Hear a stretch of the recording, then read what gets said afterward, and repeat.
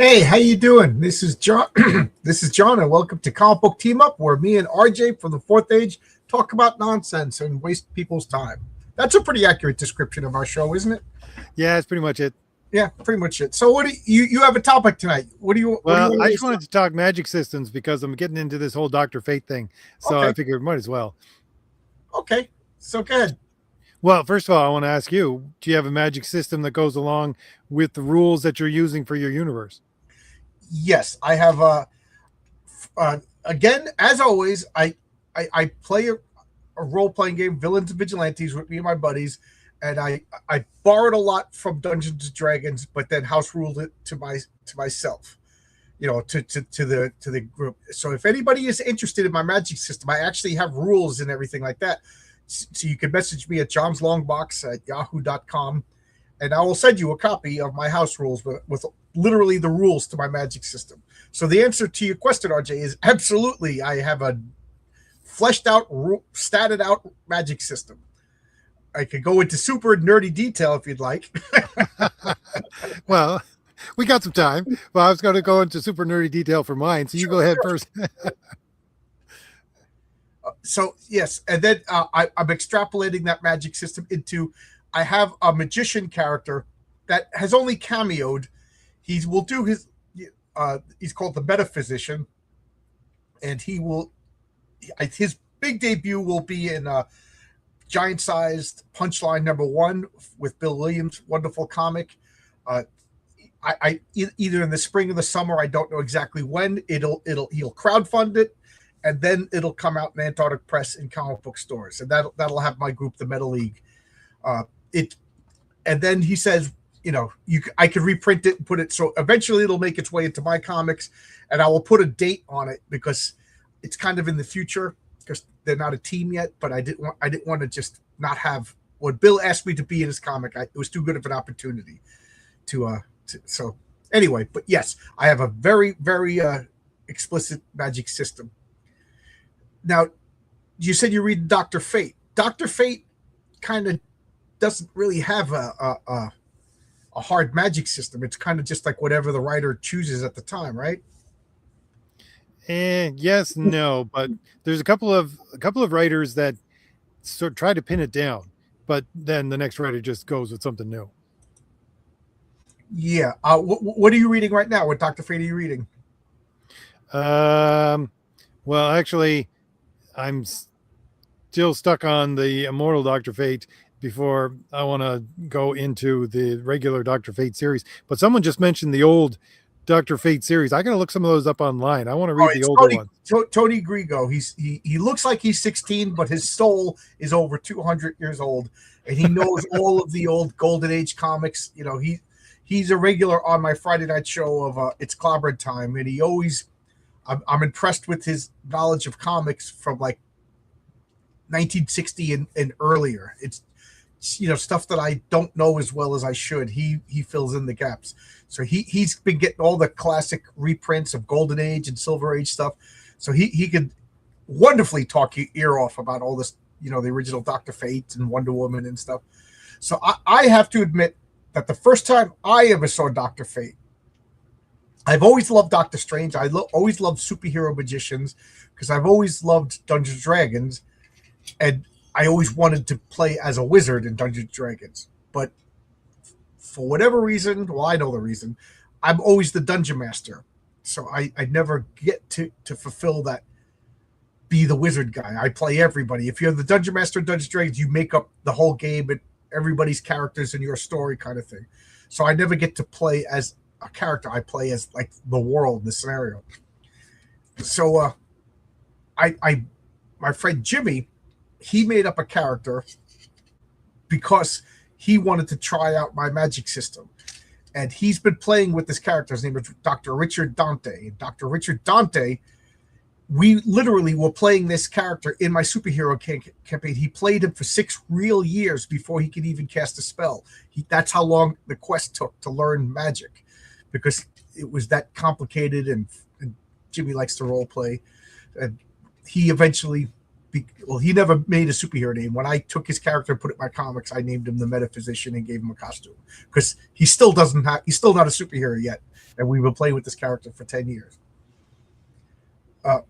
Jules says we don't have to explain what a DM to us. We are the target. I like to pretend that people stumble upon and they're amazed by our wit and repartee and watch us instead of well, I love that you guys all do watch us. The funny thing I find with comics is that, I want to go back and read the old Dr. Fate, but I always get waylaid by the Phantom Stranger. If I'm going into something mystical, it's just the Adams Phantom Stranger, the covers and everything like that. Beautiful, beautiful stuff. I just want to give credit where credit's due. Ryan Banks sent me his comic. I got it yesterday. No, I did not read it yet. So I'll savor this over the weekend. My wife said she liked your premise. Thank you. Ryan was on my channel last week, and we a lot of comments. People seem to really like that talk. Ryan, message us. Come on back. Say hello to Vaz, George Morales. What are your thoughts? Oh, what are your thoughts on it, Jewel? Okay, now the chat is talking about Dr. Fate. Okay. I feel bad for you, John. When I became the default DM since my adventures were better, even though I wanted to play as a character. It's my own fault because when we first started playing, I was a character. A couple of friends taught us how to play Dungeons & Dragons. And then I was like, I have an idea. Let me do it. And then we kind of alternated. And then one by one, they all dropped out, and I just became the forever DM. I very rarely play. I met a new group of people out here, and I'm kind of itching to play in their campaign. Play Dungeons & Dragons. I literally haven't played Dungeons & Dragons since like 1985. I've been playing Villains and Vigilantes using my house rules for Dungeons & Dragons. And RJ's never played at all. So when I do hit my $100,000 stretch goal, RJ's coming here and playing. Well, you're going to make up Thomas Valiant. And you're going to be surprised how powerful Thomas Valiant is. Stretching powers and density control, that's amazing. Plus heightened intelligence. I was going to say, the funny thing is that if I remember correctly from my own history, the first character I ever created as a comic book character was basically a secondary sort of Dr. Fate character. It was because I always loved the mask, the helmet. Right? It's a great mask, isn't it? It's a great costume. Yeah. And it was halfway, I think, sort of between like Dr. Fate and Psycho Pirate, because Psycho Pirate also has the golden mask. And it was I'll probably introduce this if I ever have the chance into my universe at some point in time. But it's basically like a half mask. It was a half gold mask that goes over your face, and I drew some panels of it and things like that. This was a long time ago, and basically the whole point of this character was that you could see half his face and not half of his face, but he could basically make rips in reality, and through the rips in reality, through using the mask, things would come through that would be supernatural. And when he ripped the reality in front of his face, you could see the other side of his face as if it was the mirror to the whole thing. So yeah, he was the Dr. Fate character. The first character I think I ever came up with, like 20, 30 years ago at least. Yeah, I wouldn't allow players to play spellcasters in my game for a long time, but my friend Jimmy, he's like the exception to every rule, because he gets the spirit of the game and he gets into role playing, so it's fun to explore rules with him. Like for a long time I wouldn't let anybody have like time travel or dimensional travel, like all the super complicated powers. No, I had to test it with Jimmy first, because he would stretch the rules but not break the rules. We all know that kid that just, the term is a munchkin, who just wants to manipulate the stats to make the ultimate character. With Dungeons & Dragons, munchkinning is kind of par for the course. You want the best magic sword, you want the best magic armor. It doesn't matter. But when it comes to a superhero, you don't want to be a Spider-Man guy and then carry a laser gun because it gives you better stats. It just doesn't fit. So my friend Jimmy, I always let him test my house rules. But somebody was bringing up Dr. Fate with the half mask. Yeah, nowadays we call that a min-maxer. Yeah, I guess the old term is a munchkin, a min-maxer. I like min-maxer better. It makes more sense. Munchkin, I never understood why. But Dr. Fate, for those of you who remember, he wore that golden helmet. That's just such a great helmet. Why did they make the helmet look weird in the movie? I'll never know, because the helmet is so freaking cool. And he would put it on, and originally I don't. Tony could tell me, but nowadays, like the Lord of Order, Naboo, like downloads spells into his head, and then what happened was Dr. Fate got so powerful in the comics, it kind of got hard to write for the character. So he had a half mask. And when he swapped out, the half mask didn't give him that much power. And he basically became like a Superman ripoff. He could fly, invulnerable, things like that. But he wasn't really a spellcaster when he had the half mask. If I remember correctly, he was also in control as a human being when he had the half mask on. Correct. Whereas Naboo takes over completely when he has the full mask on. Yes, Chronomancers and Psionics ruined D&D. In the second edition, I don't remember Chronomancers, but Psionics basically turned D&D into a superhero game. Psionics were just mental superpowers, and there was the D&D handbook of Psionics that I used a lot of that. I like the way they did a lot of things in that rule book, and I used that rule book as like the seed for my house rules. Which, by the way, thanks for bringing this up. This reminds me, I had an email chain back and forth with the guy who owns Fantasy Flight Games. I sent him my comic. He sent me a big stack of V&V stuff. Then I had Jeff D on, one of the creators of Villains Vigilantes, and I got his third edition book. You can see it says Villains Vigilantes 3.0, but then because of copyright reasons, they had to call it Mighty Protectors. So I got to check this out, But I said to Scott Bizarre, I would like to do a Villains Vigilante supplement book, but I need writing. I need him to say yes or no in an email. You know what I mean? A verbal okay is because this is somebody else's product. But anyway, that's what I'm trying to do. I'm trying to just make like a who's who in Villains Vigilante style of and then show some, and then I could say, hey, my house rules are official now. You don't have to go. But anyway, so what do you want to like? You talk about magic systems like Tolkien. He's got the most famous magic system in the world, which is just unexplained. Gandalf could do magic, and that's it. I never read the Game of Thrones. Does anybody in the chat, did they read Game of Thrones? Like, do they say spells? Are there actual magicians? Like I know they had that guy who was more like a potion master, but I don't know enough about Game of Thrones. Are there actual wizards in it? So, like Tolkien had a very soft magic system. It wasn't really explained. And you said Dr. Fate had a system, because I really don't know other than it's just a superhero. It's funny because I was watching, there was a couple of guys that I follow. They do movie, like first viewings and stuff like that. They're watching Lord of the Rings for the first time, and they just finished watching it like 2 days ago. Anyways, they couldn't figure out why Gandalf wasn't using magic in the last battles. And I thought to myself, a little bit about the magic system that he would use, in the fact that, of course, his ring is supposed to inspire, but he's sent down in order to inspire, not to do things for the humans or the other creatures. They're supposed to do it themselves. So it seemed to me that at the very least, if we're going with movies only, I'm not sure how much I would apply it to the books. I'd have to think about it a little more. The only time he uses magic is when he has to rebalance things, because you have demonic forces that are using magic in order to supplant the will of the creatures that live on Middle Earth. Yeah, I remember when I first read The Hobbit.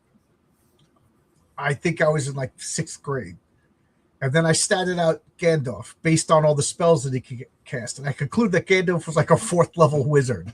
It's like, Gandalf's not that powerful, the pine cone, throwing the flaming pine cones, and reading magic and then opening doors. Those are all like stuff that puny wizards could do in D&D.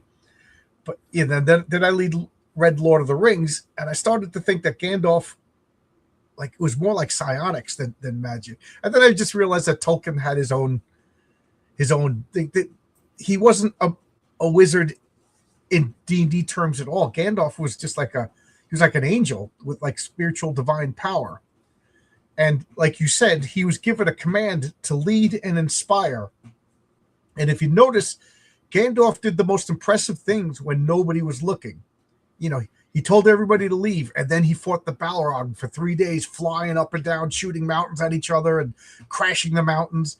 And then on Weathertop, he was waiting on Weathertop, and he got attacked by all the ring wraiths, and he fought all 9 of them, and there was lightning shooting out of the sky and everything. If you remember, Aragorn was watching, but people didn't see what Gandalf did. And then off camera, he battled the necromancer, Sauron. Yeah, the Battle of Barad-dûr isn't even covered except in the appendix. Right. Like so again, the only time Gandalf, trying to think, he did anything, he did a few impressive things, but like, that was his order, was to inspire and lead. He not to do, because he probably could have challenged Sauron, but Sauron had an advantage physically or magically, because Sauron, for those of you who don't know, he was the lieutenant of Morgoth, and Morgoth was the mightiest of the Valar, and Morgoth got defeated. Now, Sauron didn't come up with the idea of the ring out of nowhere. He learned it from Morgoth. Morgoth would spend all of his energy into Arda, into the earth itself. And Tolkien said that Arda was Mordor's ring. Not a ring like you put on your finger, but it was the receptacle of all of his power. And when Morgoth got thrown beyond the doors of night into the void, into space, all of Morgoth's power is still latent in the earth, and Sauron is tapping into that. So he's probably more powerful. I mean, because he fought Saruman, who is a Maya, Sauron's a Maya, Gandalf is a Maya, and then Galadriel is like the mightiest of the elves, and Elrond isn't weak either. You know what I mean? And he fought them to a standstill and fled. I would consider that a victory, So Sauron was able to tap into Morgoth's magic, and then he had his ring, which preserved his power. Yeah. He does the most impressive stuff when nobody watches. Cool story, bro. Yeah, you should have seen me. I had that guy crying. Like, remember when we were in 6th grade, we were talking about fights? Yeah, I beat him up. He's going to deny it. Totally beat him up. He was crying. I've been ignoring the chat. I get so into these talks that I forget that there's people listening sometimes. Yeah, I didn't see it. Should I watch the Black Adam film? I love Black Adam and Captain Marvel, but I just couldn't bring myself to watch it. The Golden Age Dr. Fate was just a super scientist, basically. That's interesting. I got to read Golden Age Dr. Fate. There was no Naboo controlling him. Naboo was an Egyptian alien that taught him the science magic. That is really interesting. Yeah. Oh, yeah. The Golden Age characters in the modern age are very different. Yeah, but ADD, you get no saving throws against psionics. I don't recall that, but you probably remember better than me. Anybody remembers better than me. My memory is garbage.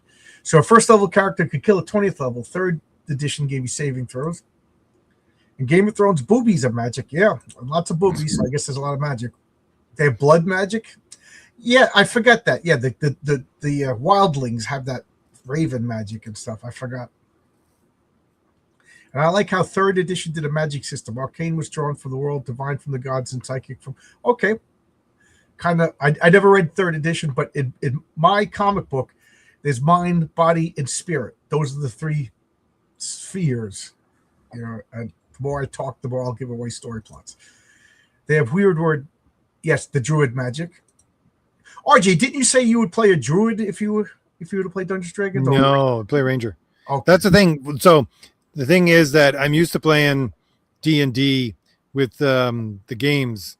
So Icewind Dale and Baldur's Gate 1 and 2, and Icewind Dale 1 and 2, and the earlier ones than that too. I'd always play a Ranger. Sometimes, like, I got to play a Paladin, but usually I play a Ranger. But Ranger has mystical abilities. They're just small ones. You got turn undead, and you were able to choose favorite enemy, which I always chose as undead, and laying on of hands. So you got some magic, but not enough to be, overpowered. So that's the way I usually look at magic when I try to put it into a system, because I think those games mostly use third edition rules. Yeah, for what Gandalf cast second level a bit as high as Kessie multi-class. Yeah, I always Dungeons Dragons. If you ever somehow have the misfortune of having me as your dungeon master, and we play a fantasy game, you're gonna realize that I get rid of all the classes. You just play what you want, and that kind of bothered a couple of my friends. But like, you want to be a wizard? Okay, you have training points. You put those points in something that would help you being a wizard. So if you want to be a wizard, but you put all your points into strength and endurance, and sword proficiencies, you're a pretty lousy wizard. Now, if you want to be a thief isn't a classic. A thief is an action. So if you use magic to steal from people, you're a thief. Like a burglar would be like a physical thief, like you know what I mean? So I did away with classes. So to get back to this, it always bothered me that the most famous wizards used swords, like Gandalf. Gandalf used swords. So why couldn't? So if you're playing with me and you want to have a sword as a wizard, be my guest. But you only got so many points. So you need a lot of points in arcane kind of studies to be a wizard. So you'll be a middling swords person, unless you get lucky, then maybe you can have like a pretty decent sword skills and back it up with low magic, but why not? That's to me the fun, is you cater your character to the way you want. As long as you're not a freaking bard. I hate bards. Bards should you play a lute. We're going after a gelatinous cube. And then like the new days, the bards, all they want to do is like sleep with monsters. It's like, dude, don't play with me if that's what you want to do. Orcs are coming. We kill the orcs like good, normal, healthy people. There was a class, so I think it was for Ultima for the game, the worst, like the most useless class ever I have seen. You could play a shepherd in that, and shepherds could do nothing. They just had humility, and that was it. Yeah. Play. There's too many classes in modern Dungeons & Dragons. There's just too many classes, and a lot of them are distinctions without differentiation. Am I saying that expression? So let me correct that. Gandalf was more boosting other people's abilities, so make him 4th to 16th level wizard. Yeah, Gandalf. He was basically a counter to Sauron. So like, he could only he used his magic a lot in a lot of subtle ways, but he only directly got involved in a few times when there was no other people around, because he wanted humanity to rise up. It was supposed to be the age of men. That's why, in the movie they had the elves go to Helm's Deep, but in the books the elves weren't there. That was, that's why there was the last alliance of elves and men 2,000 years ago. In the movies there is no alliance between elves and men. The only elves that helped was Elrond's sons that were left out of the movie, and Legolas, and Galadriel, yeah, as support. Legolas is the only elf that really got directly involved. So, that was why it was supposed to be humans. This is the time for humans, and Gandalf was there to support the humans. What is the subject?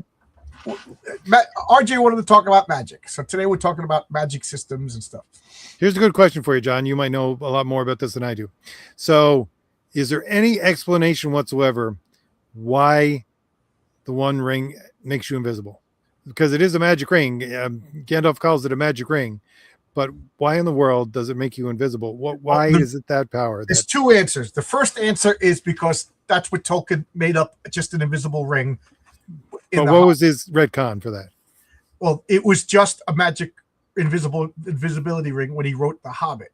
Right. It wasn't until he actually, and if you get a first printing of The Hobbit, it's slightly different.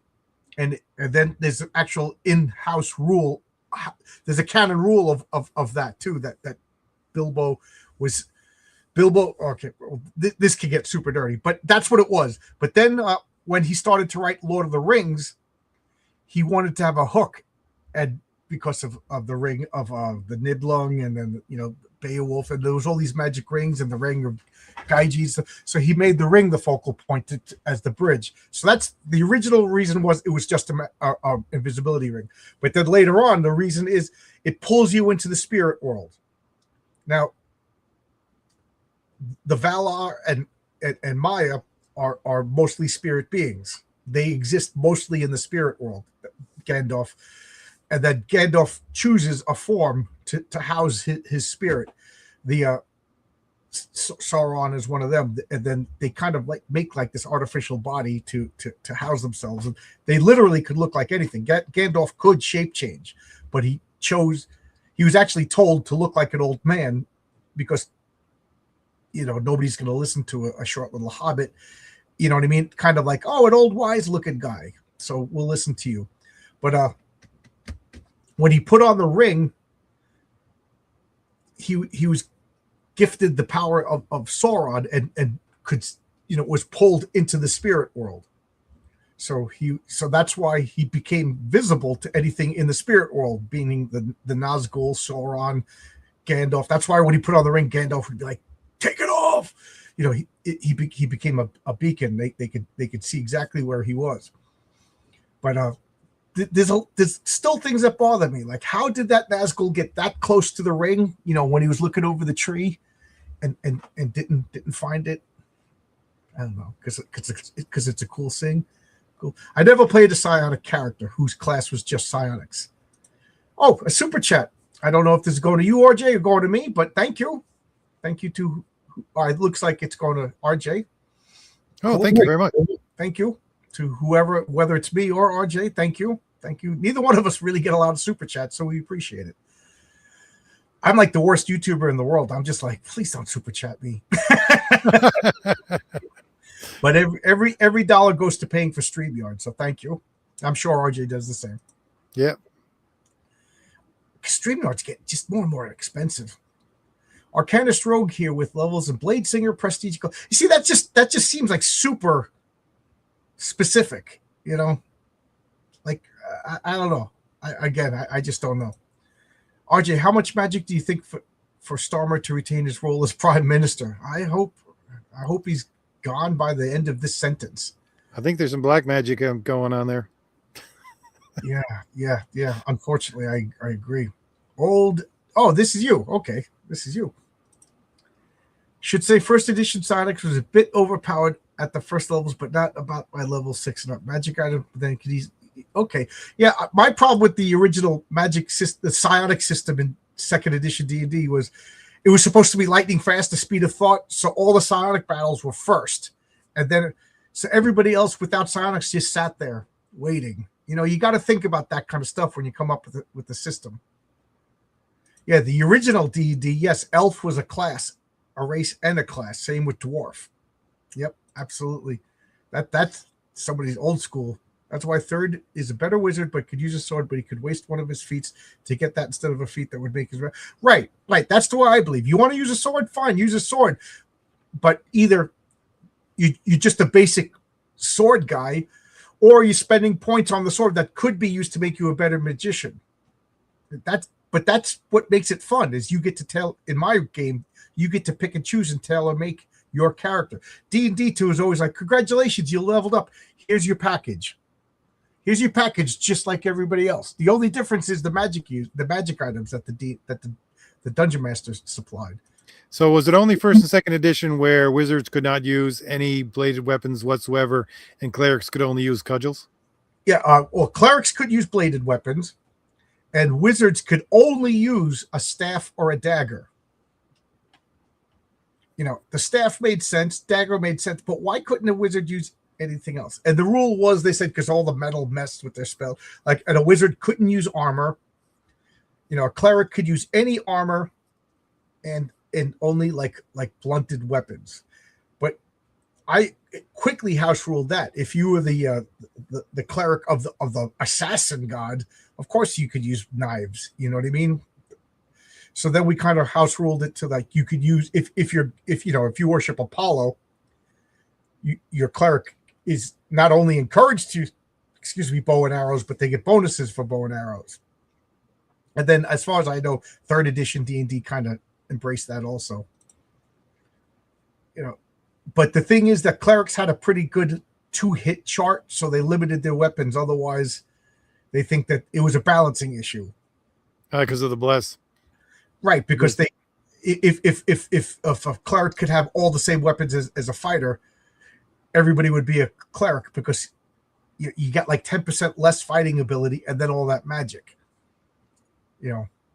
Old school bards were totally different. Yes, old school bards were weird, difficult, and badass. New school bards are just like perverts.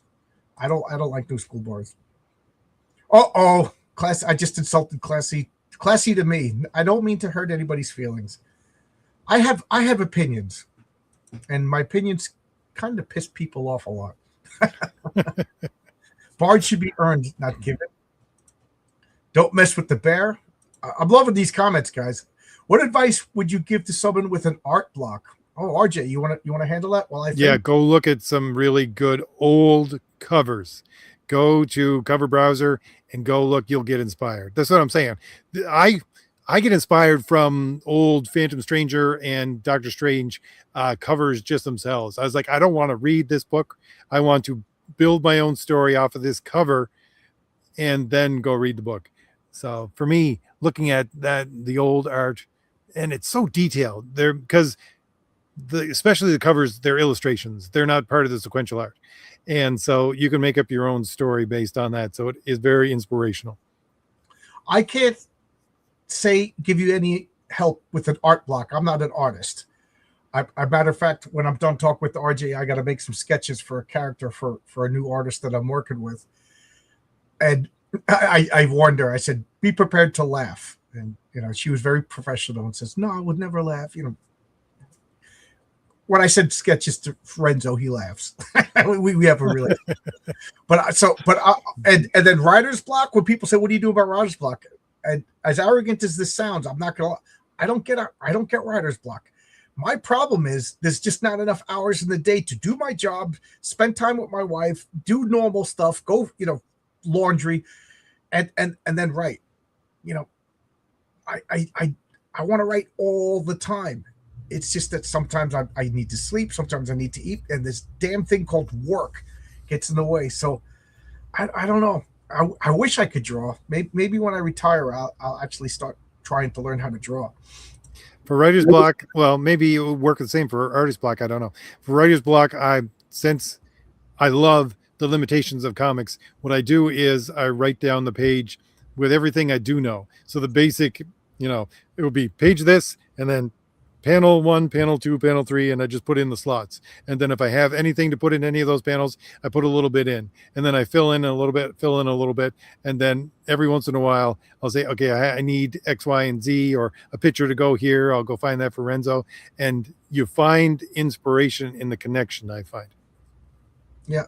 When I first started, I was like, okay, I wouldn't say I got writer's block, but I would get like intimidated. And I'd say, I'm just going to write for 10 minutes. Knowing full well, once you start doing it, you're going to write for an hour. You know what I mean? But I'm just going to draw for 10 minutes. Just tell yourself to draw for 10. Draw anything. Draw Peanuts characters. Just get yourself, and then get that creative juice going. Well, the ring makes you visible to the big evil. Exactly. I think it makes you go to you go to the spirit world. You go to the spirit world. There's two realms. There's the spirit realm and the material realm. That would make sense. Since everyone turns visible and Saruman the ring doesn't turn invisible. It takes you to the ethereal plane. Well, it does take you to, because you can't walk through walls or anything like that. You just, you become in tune to the spirit world. That would have made more sense if you could walk through walls. But originally, like I said, Tolkien couldn't retcon too much. Like I said, he literally changed the riddles in the dark in the first edition, Lord of the Rings, Hobbit, and then everything that we read, and in the original book, he found the ring, and then I forget what it was. No, in the original book, the first edition, he had the riddle contest with Smeagol, and then Smeagol handed him the ring to honor this, because oaths and contests are a big deal. They're binding. And then that's what he told Gandalf. And then later on in World, Gandalf figured out where the ring was, so he went back and re-edited the book to the truth where he found the ring, because he realized if this was the one ring, Smeagol never would have been able to give it up. So there's actual a reason why he went and edited and retconned his own book in-house, because he was realizing he was lying to Gandalf. Hey, Dave Brink is here. How you doing, Dave? I just saw that your comics are printed and they'll be getting sent out soon. Can't wait. Stay in the material plane. He's a spirit in the material world. Yes, he's still weak from being sent out and writing in the daylight. Oh, Arkham's here. How you doing, Arkham? Arkham's one of my artists. Great Magic System is John Zatara. Oh, yeah. Okay. I couldn't read it, but yeah, that's Zatanna's father. Bro just says it backwards and it happens. Losers learning spells and studying stuff. Meanwhile, yeah, super powerful. Speaking of magic systems, you just made me think of something. Let me know. I'm sure Tony Grigo knows this, but I follow an account, Sandy Peterson on Twitter. I encourage anybody. He's one of my favorite Twitter guys. He's a old school D&D player. He created the game Call of Cthulhu. He makes board games. He created the game Doom, the video game, and just an interesting guy. And he recommended this book, The Dying Earth by Jack Vance, Tales of the Dying Earth. This is like 3 novels in one. And he says that Gary Gygax lifted the magic system from this series into D&D. So I was like, got to get this book then. You know, it's dangerous. Every time I listen to Sandy Peterson or Chuck Dixon, it costs me like $20. You know, they're always recommended books to me. That's funny. I want to, after you read it, tell me what the basic plot of it is, because one of the magic systems, because I have various magic systems that I use for my books, but one of the magic systems that I use, it's from an anime that I really loved, and when it was basically kind of like the dying earth. The earth was dying and they had to separate chunks of it into spheres, almost like, like Logan's Run spheres, and they were jettisoned off into space. And the connecting systems that brought the earth back together were basically imbuing people's words with power, and so they would speak words of power if they were able to tap into the system and therefore create what everybody else would see as magic, because the earths that were in these spheres had degraded back to a medieval kind of societies. This concept, I hated first edition. It means if you played at Elf or Dwarf, your maximum level was 12th, while humans can go. Yeah, I always hate. I did away with that. I also did away with all race class restrictions. So like dwarves could be wizards, and it always, my proof has always been like, you read any Norse mythology or Greek mythology, the dwarves were the one that made all the magical weapons. How did they make magical weapons if they couldn't cast spells? So I always got rid of that. And quite frankly, you characters don't live that long in my games. Very few retire at an old age. Roll Aids did a lot of supplements. They had a Sonic one in 1991. You could play as a Sonic class. I don't know anything about that. I got to look that up. John, RJ, what do you think is the best magic system for a fantasy world? What do you think, RJ? Well, the one I just described is probably the one I love the most. The one basically imbuing words of power. That's the one I love the most, and I gave it to one of the characters that's going to be front and center for the next couple of books anyways. But when I'm very much for Crom the Destroyer, going back to the Conan way, Robert E. Howard and the other people who wrote Conan, because there's various magic systems within the Conan world. So I like to use that with the Crom the Destroyer. I got various different systems. One is a demonic system where they're channeling demonic energy. Another one is basically a science that they haven't discovered yet. So you got these different things because there's a lot of that in Conan as well. Sound Engraver says, I write driving to work. What do you dictate it into your phone?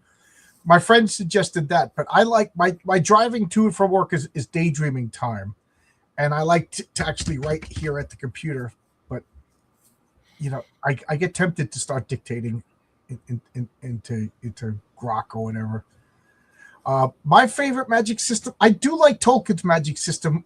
It took me a long time, and I think I understand it. I'm not going to say I totally understand it. Somebody's going to explain to me why I'm wrong.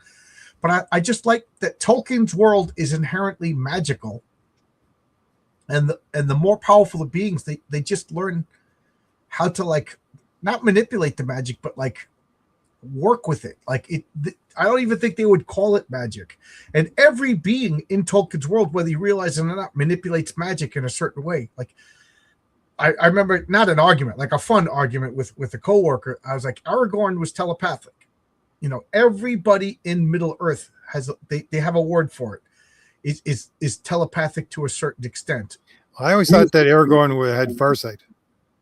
Yeah, that's his telepathy. Galadriel even says Sauron is constantly trying to probe her mind, and she is strong enough to repel Sauron, and she's constantly reading Sauron's mind, where she knows everything that Sauron knows that has to do with elves. So she could, so she knows what Sauron's plans are for the elves and things like that. But Aragorn has healing magic, and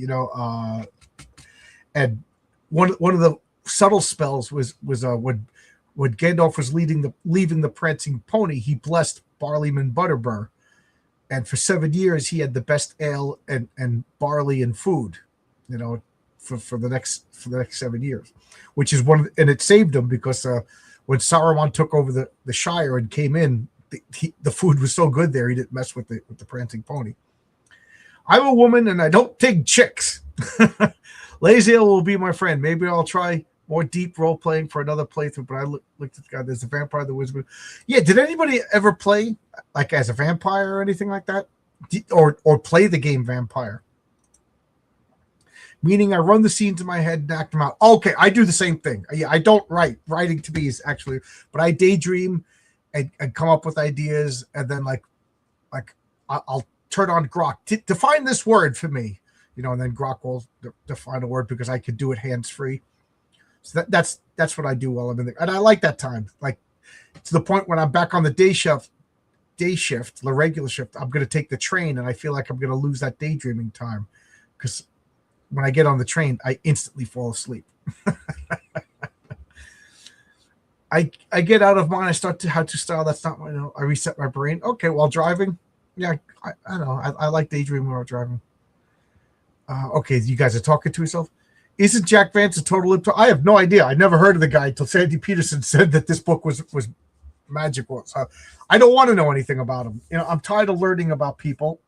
It's never good.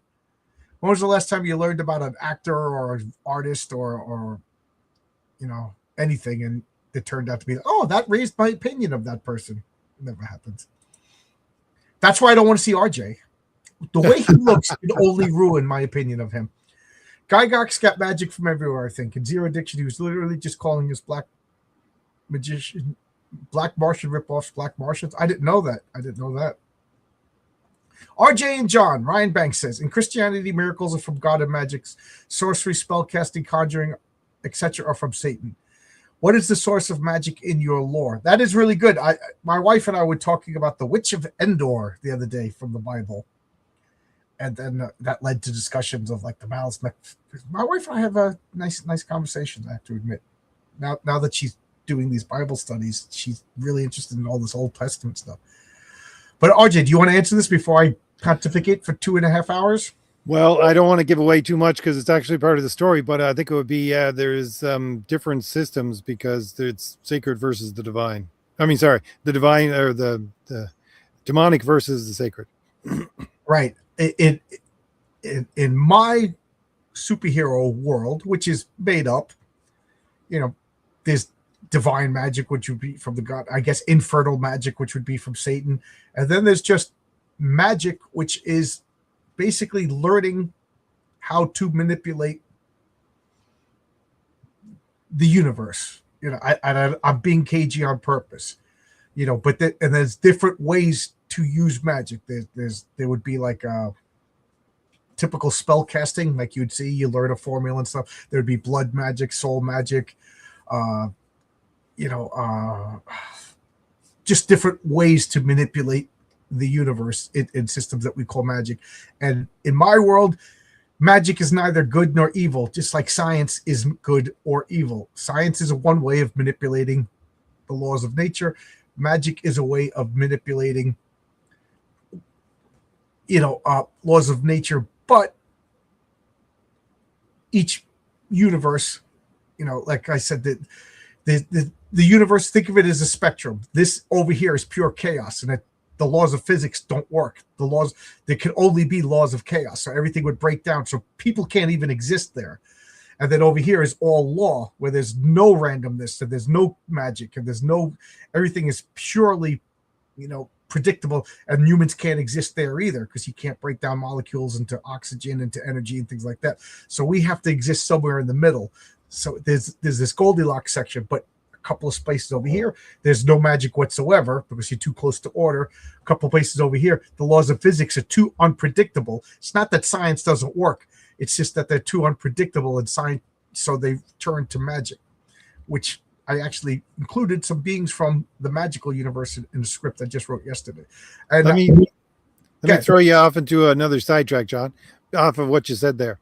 So I always thought of the Force as a magic system. When we only had the first 3 movies, what did you think the Force was? Was it magic, and how did you thought it worked? It's funny because, like I said, in my body, mind, soul, the body would be superpowers. We get this energy that pervades our body, and we could do superpower. Mind would be psionics and mental abilities, and soul would be we're tapping into the universe itself for magic. So again, that was too much information, but I tend to talk a lot. So those are 3 different systems of where you could get powers. And I always thought the system I came up with in my head before the prequels came out about the Force was basically, I think I said this before, humans learned basically through implants to communicate with machines, and then after they learned to manipulate their mental systems in order to connect directly to machines, then they learned how to connect directly both to other human beings and then to nature through the same expanding of their minds through this one thing. That's what I always thought how the Force would develop in like humanity in the Star Wars universe. Okay. I realized I didn't answer your question. Like the Force to me would be psionics. It's mental abilities through, and that's why the Jedi have to train and have discipline and everything like that. So, maybe there's sorcery in the. I don't know, because I don't care about Star Wars anymore, because there's only 2.5 good Star Wars movies. First movie was great. Empire Strikes Back was great, and up until they leave Jabba's palace in Return of the Jedi was great. After that, that's it. There's no more Star Wars. It doesn't exist. It was a limited premise. Once the war is over, there's no Star Wars. I never heard of this book, 3 Hearts and 3 Lions, and inspired. I always thought Gary Gygax took the Law and Chaos from Michael Moorcock's Elric, but if there's a book before that, then yeah, I'd like to check it out. Definitely like to check it out. How do you gents apply magic in your superhero universe? I greatly value powers with clear themes and specifications, so I avoid magic in the genuine. Do you have spellcasters in your world? I forget, RJ. Oh yeah, because in the Crown the Destroyer, there's even like a magician's battle, like in the middle of the 2nd chapter, which is basically the second book. yeah, there's a giant magic battle going on while the main characters are just like little ants going around the foot of this magic battle going on. But yeah, how do I? There's the limitations again. Is the fact that we're going back way in history for Crown the Destroyer, so it's one which is one of the spellcasters is channeling the demonic, where the other one is basically a scientist that has discovered a whole bunch of scientific ways to create things, um, you know, thousands and thousands of years before science even existed. So that looks like magic to everyone else in that world.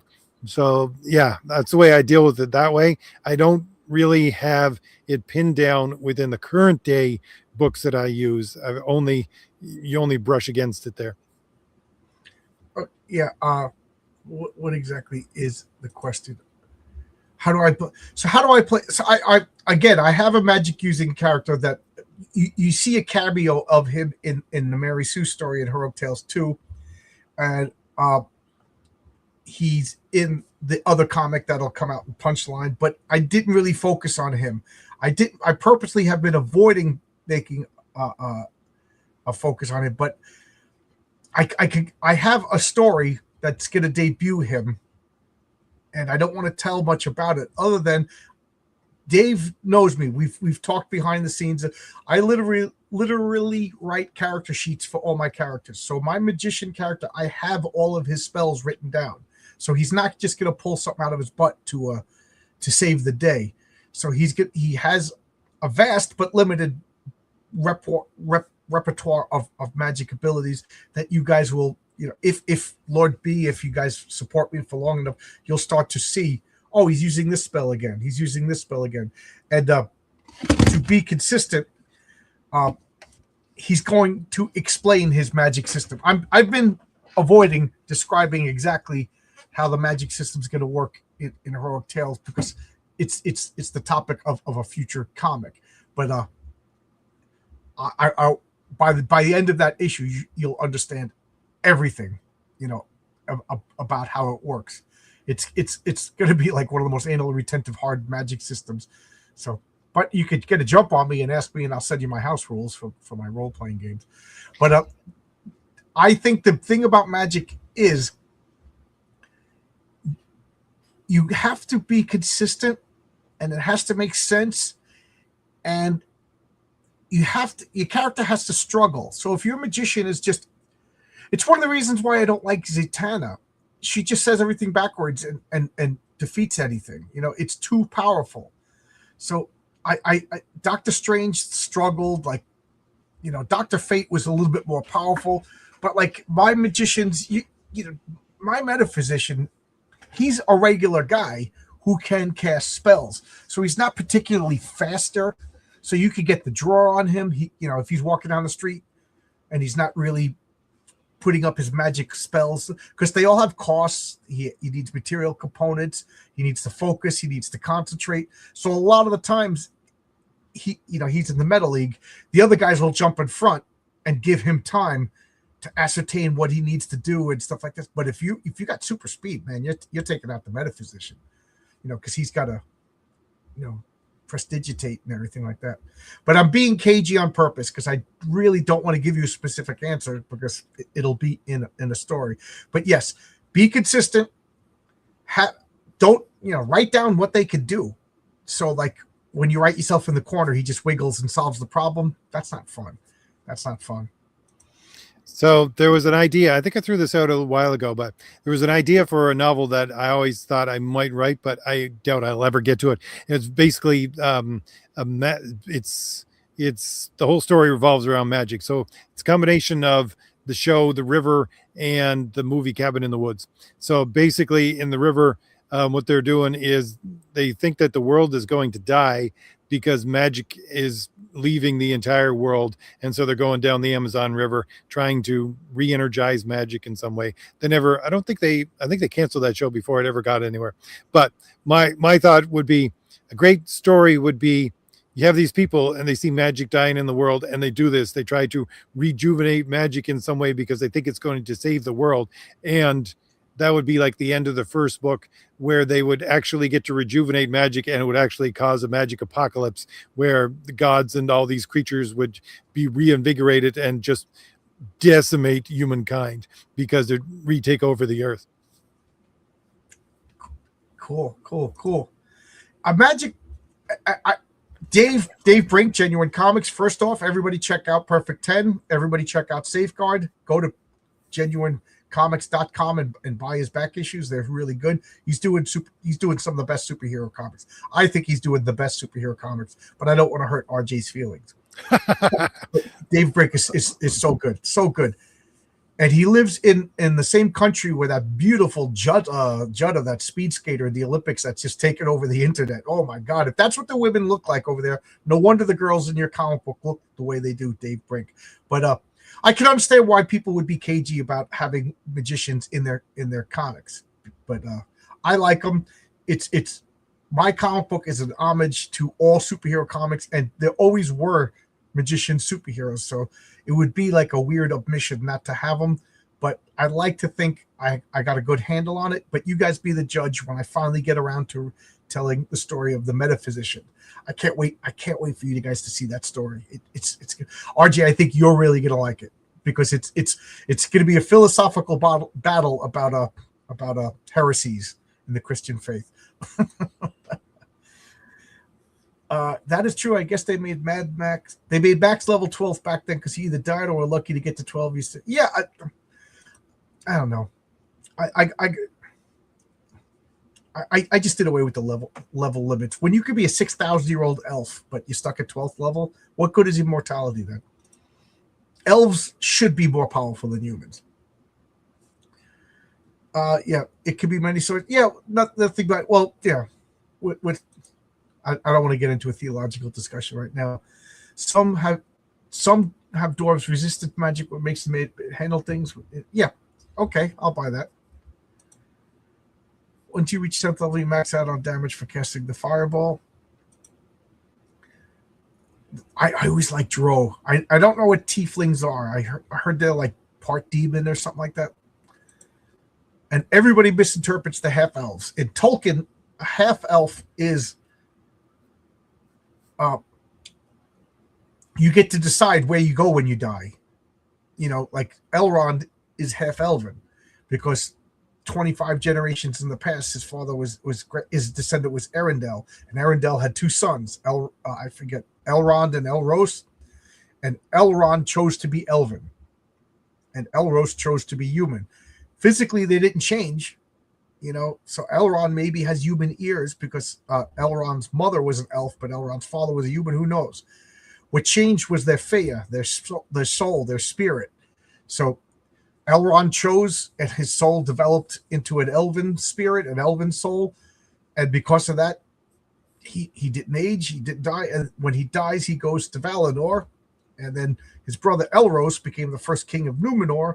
He became a human. His soul stayed a human, meaning he's part of the changing world, as they called it. And when he died, Tolkien said only God knew where you go when they die. But it was supposed to be a pleasant thing. Like the Numenorians in the First Age, humans didn't fear death. They thought it was the gift of Iluvatar. And it wasn't until Morgoth started whispering in their ears and making them fear death.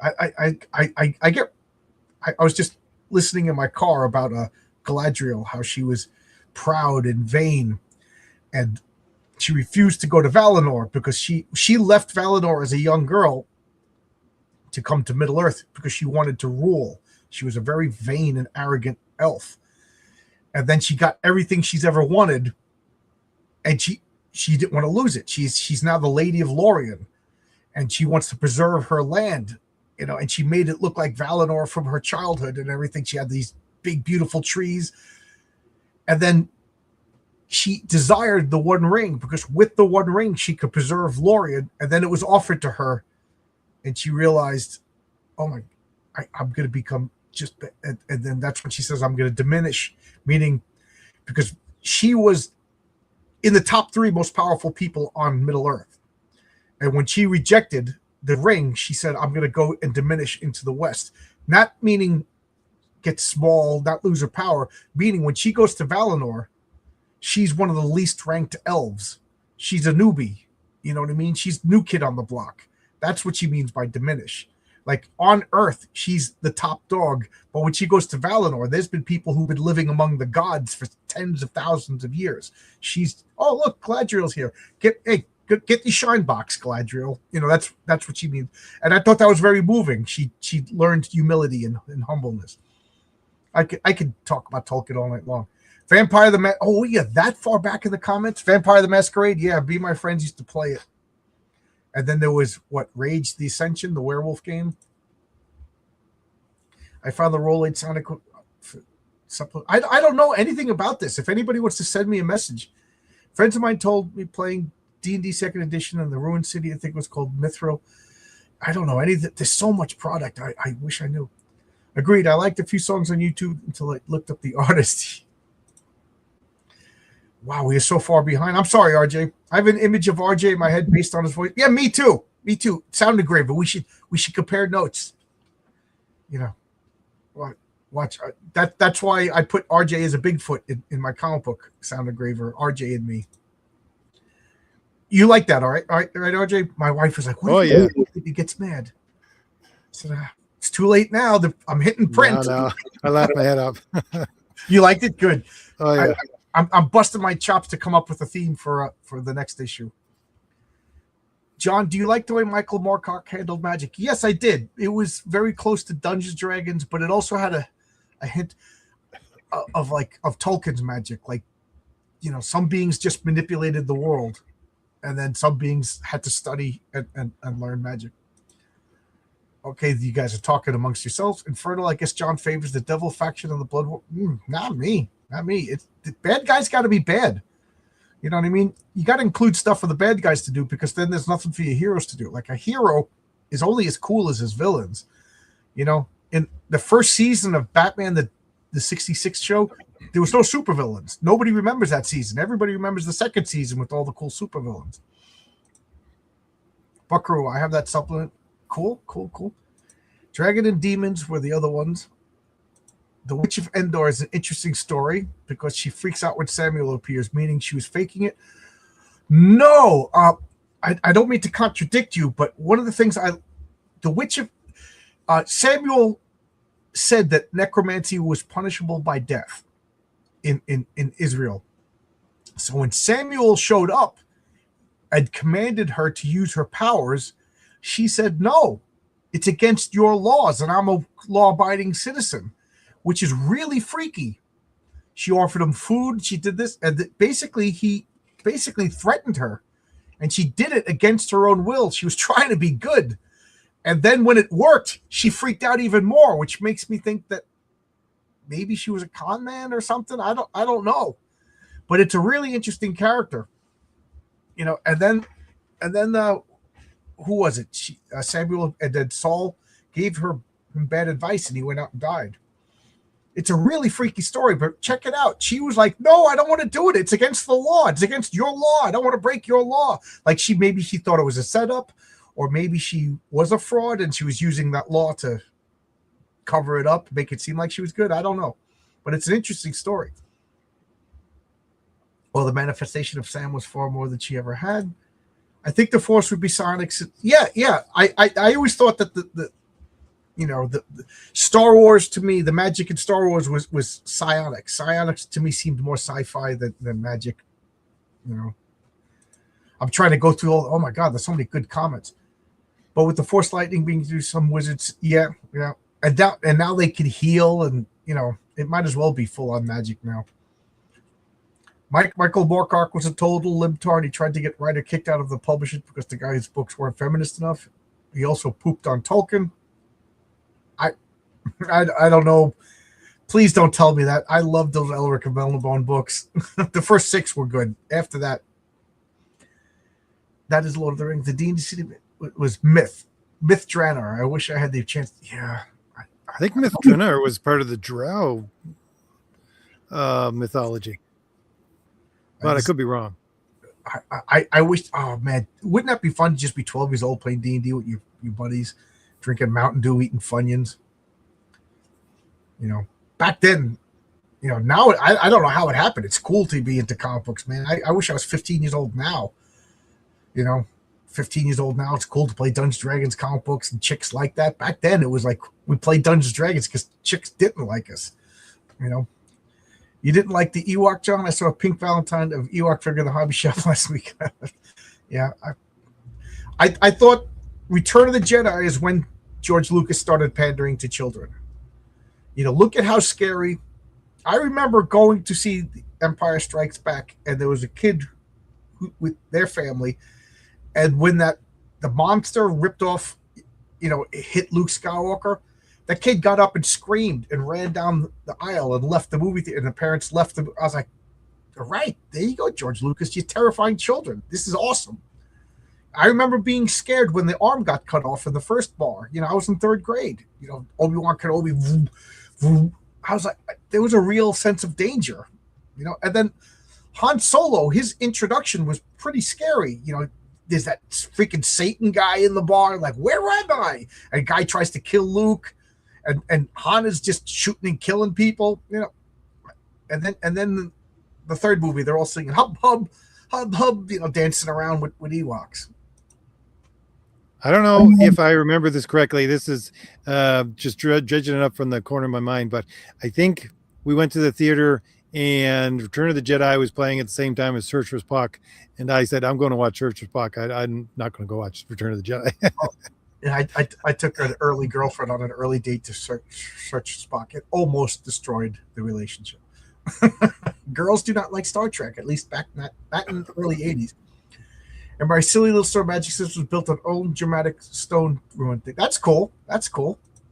There's a really interesting magic system in Ultima Underworld, which is completely based on runes. So you have to collect runes and then put them in a certain order in your hand, and then say words of power.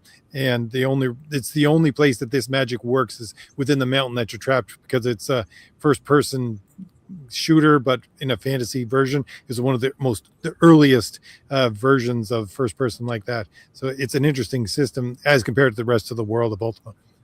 Yeah, yes, I got the page, but I got it now while I'm live, so I don't get a chance to check it out yet. Arkham's just sent me a page. There's some old OP spells. What's that? Old powerful spells or old school spells? The box set makes Overpowered. Overpowered. Okay. John, innate spells are learned what? To what? Could you? I'm so far behind that I don't know what this is in reference to. The Force is its own discrete energy form because Jedi manipulate the forces with mind over matter, then sound. Okay, I'll buy that. Mythdrana fell because of wild magic. Yeah. Is this a setting in D&D? Zatanna learned from her father to hate on her magic, to hate on learning the family craft, to hate on tradition and ancestry.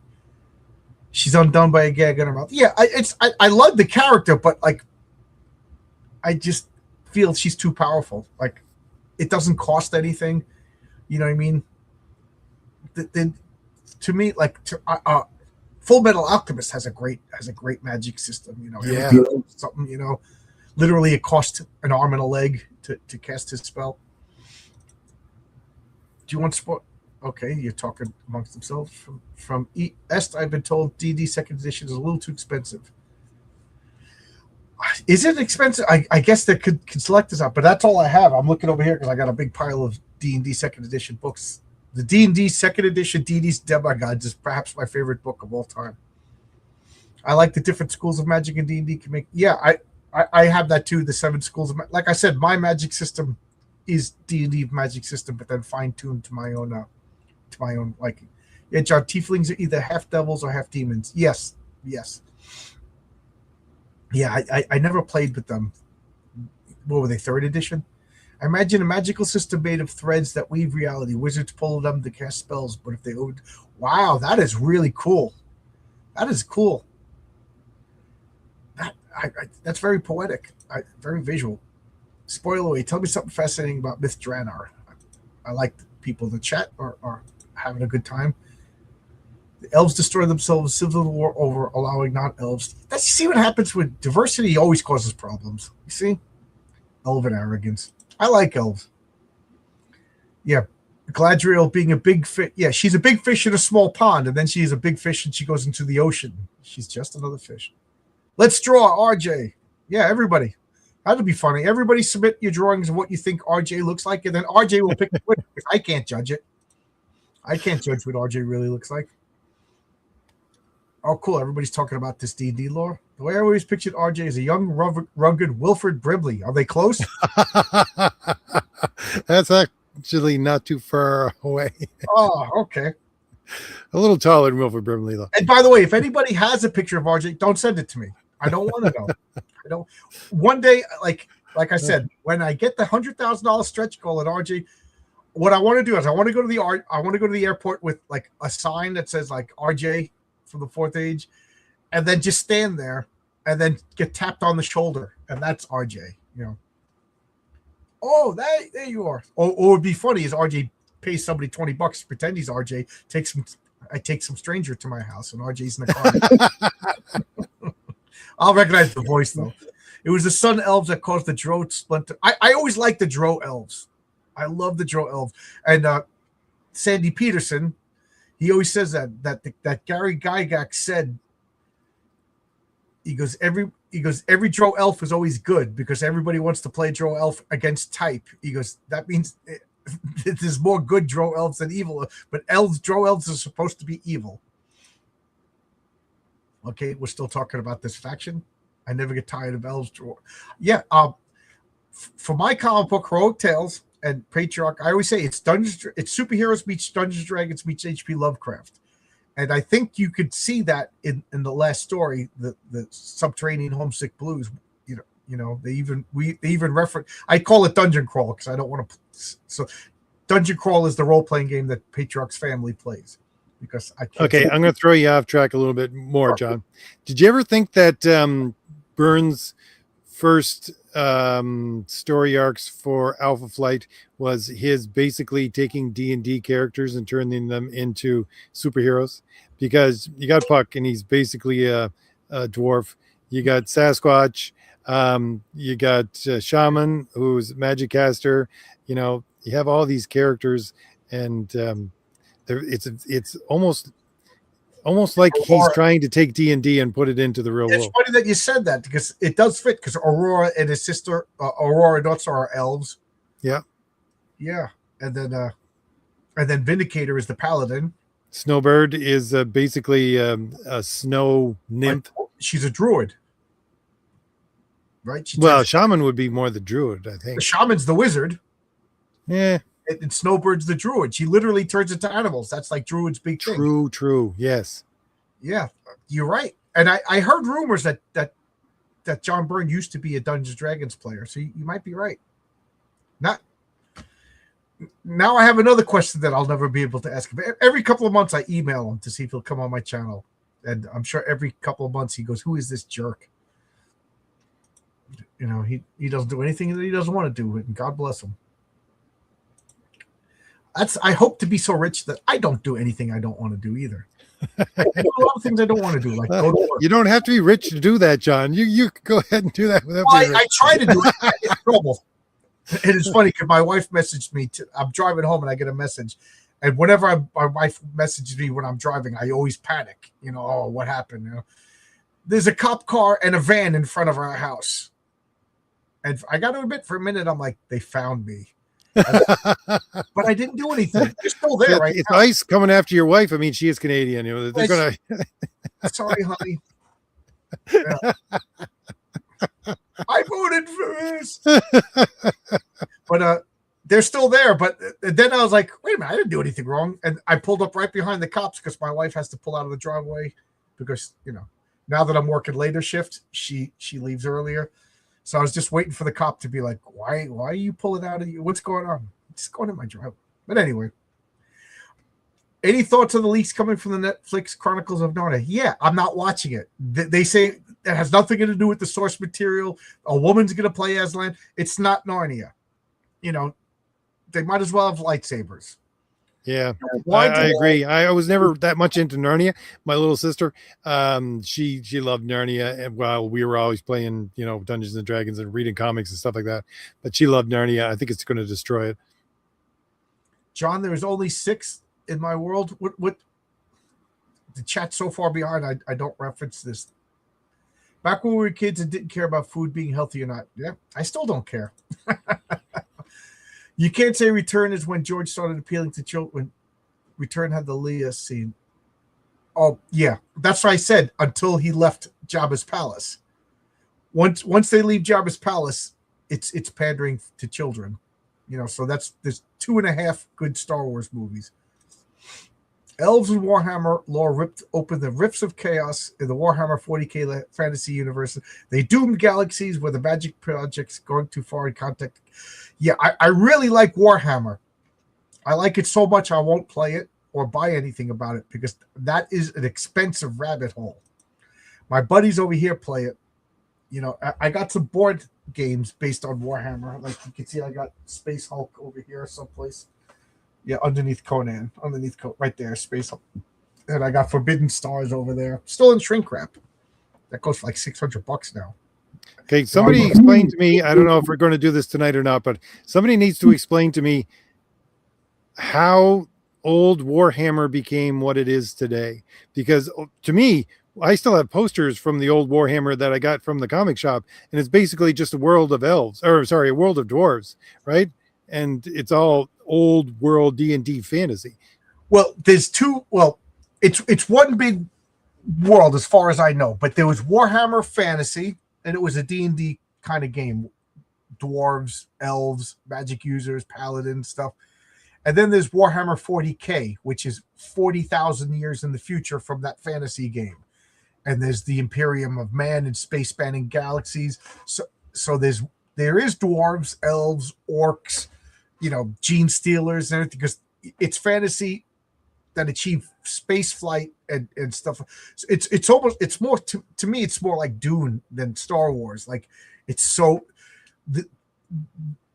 far in the past and society is crippled that a lot of these ships they don't even know how to repair anymore.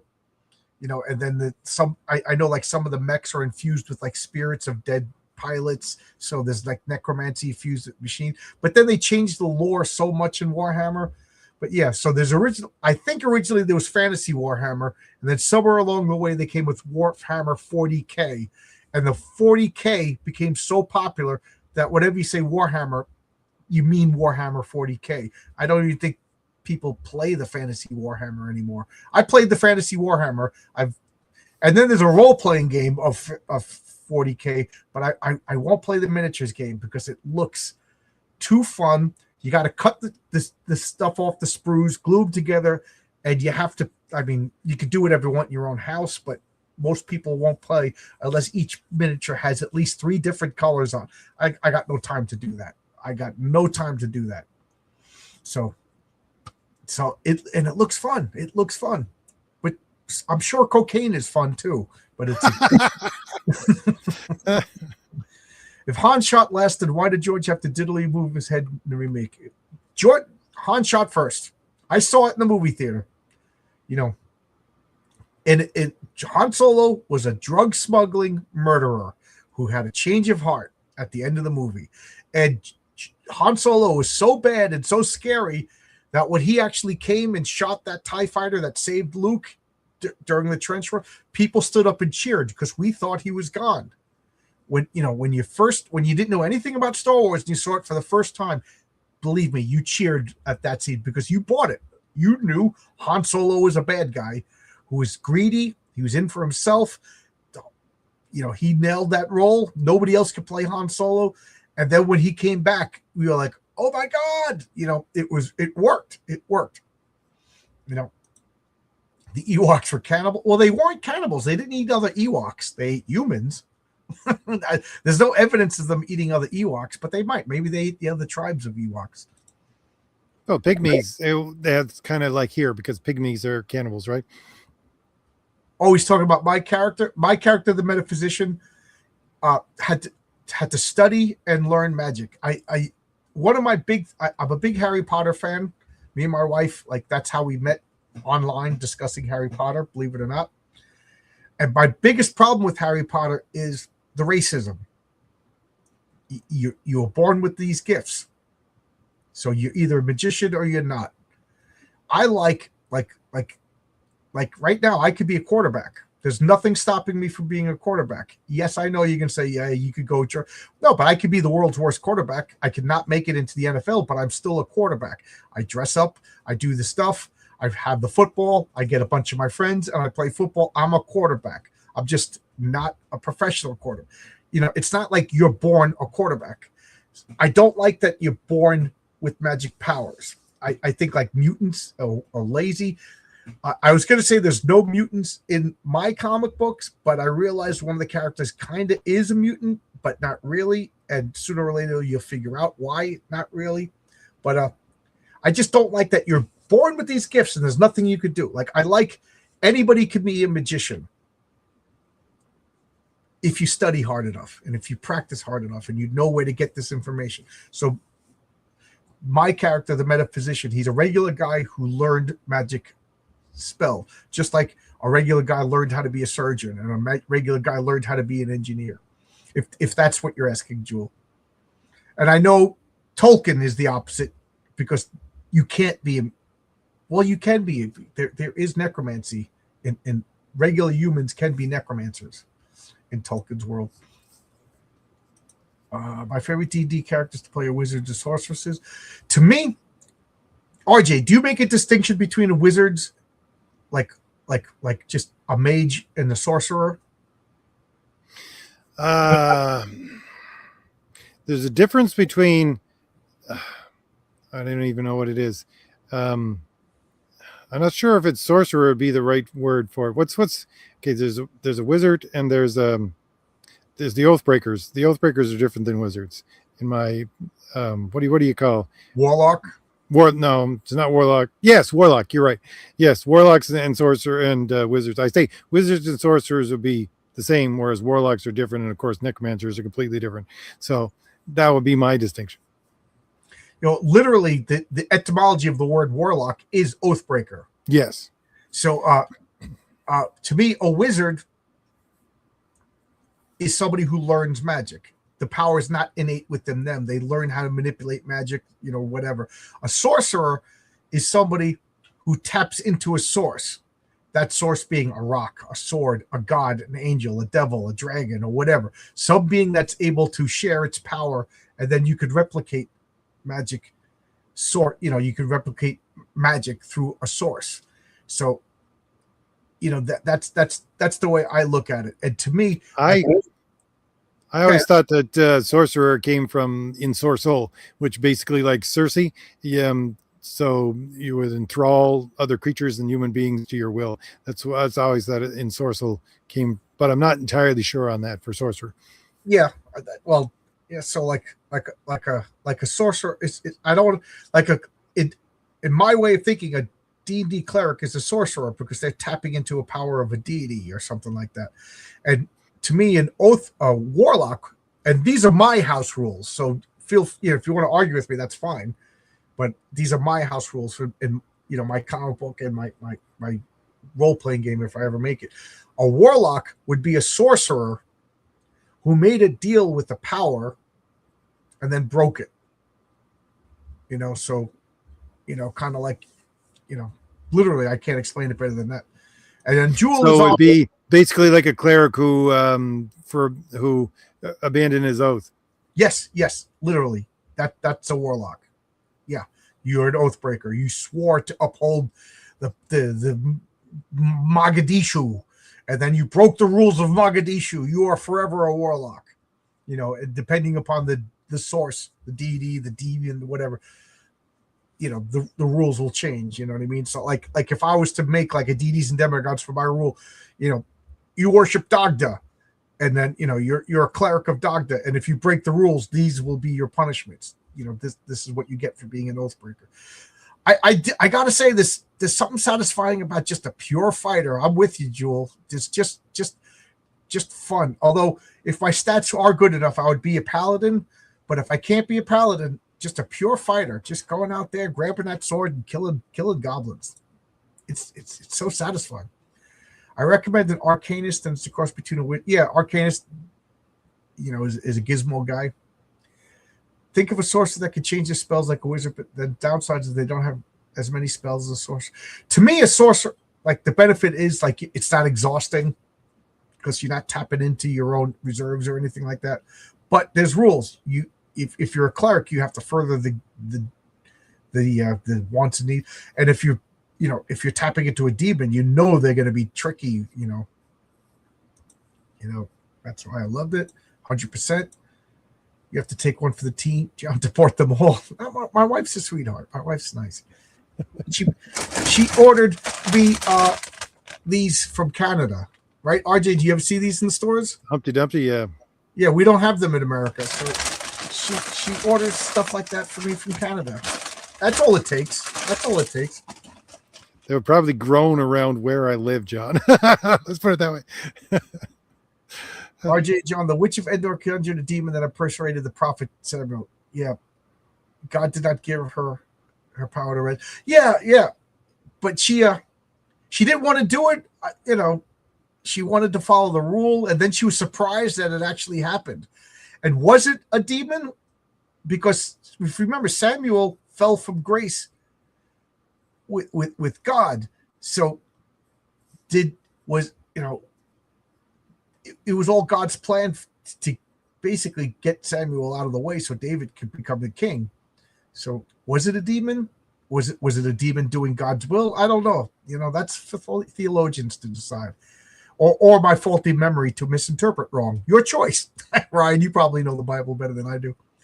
I don't think that's someone supposed to take away from it. Surprises her, which indicates she didn't do it. Yeah, there you go. Yeah. RJ, there's Warhammer. There we go. George Morales got my back. RJ, Chaos won in the Warhammer, and the world blew up. Yeah, then they restarted it, the Age of Sigmar, which pissed off a lot of people, and now they're kind of walking it back. Yeah, Warhammer is fantasy, while 4K is sci-fi. Yes. Now we're getting into some Warhammer lore. All right. Age of Sigmar is the GOS Sigmar. Gather the fragments and rebind them. Okay. RJ, how long do you think until Starmer's Labor government will hold on? He came out early and said that he was not going to step down at any cost. You have to be forced out. That's all that's going to happen there. Yeah, all these liberal tyrants have to be forced out. Do you think there's any hope for England? Again, I don't know if you've seen. Did I post this on my X account or not? It was basically, I said, how long until people realize that V for Vendetta is a manual of how to run a society, not a cautionary tale. I think that that's where England needs to go if they're ever going to salvage anything. Yeah, I am getting a lot of satisfaction in seeing John Cleese eating his words. He was such a progressive cheerleader for so long, and now he's finally realized it. So I said, isn't it nice to realize that all those people you've been calling alt-right Nazis and making fun of were right all along? Maybe you shouldn't have been so cozy to him. Of course, he doesn't pay attention to anything I say on Twitter, but I will take the moral victory. I went and saw him in person. I don't know how long ago. It was like 5-6 years ago at least. And he was still pushing the but he had left England by then and went to live in the Caribbean. Yeah, that's he probably went back to London and was like, I was wrong. My first Dragon Age character was a mage, and my Mass Effect Shepard was a sentinel, flinging magic. I'm afraid to play video games. I'll get nothing else done. Yeah, I heard that what's his name, Henry Cavill wants to make a Warhammer movie. This guy needs a solid victory. They've been screwing him over. I feel bad for him. He's one of the few actors I actually like. I think this is probably the case. What he's talking about, the old White Dwarf magazine. Yeah. One single picture that somebody drew of a completely separate thing than what exists right now, and someone took inspiration from it and created an entire world. Yeah, for those of you who don't know, White Dwarf was the British version of Dragon magazine.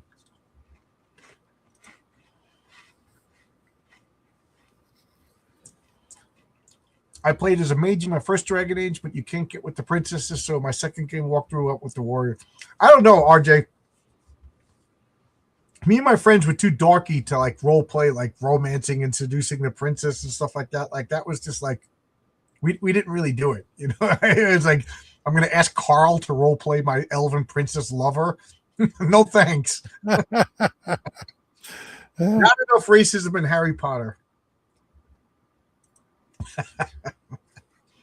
The men supposed to be caretakers of the Warhammer followed feminists to make changes to the lore and allowed this unique world to bend real. Yep.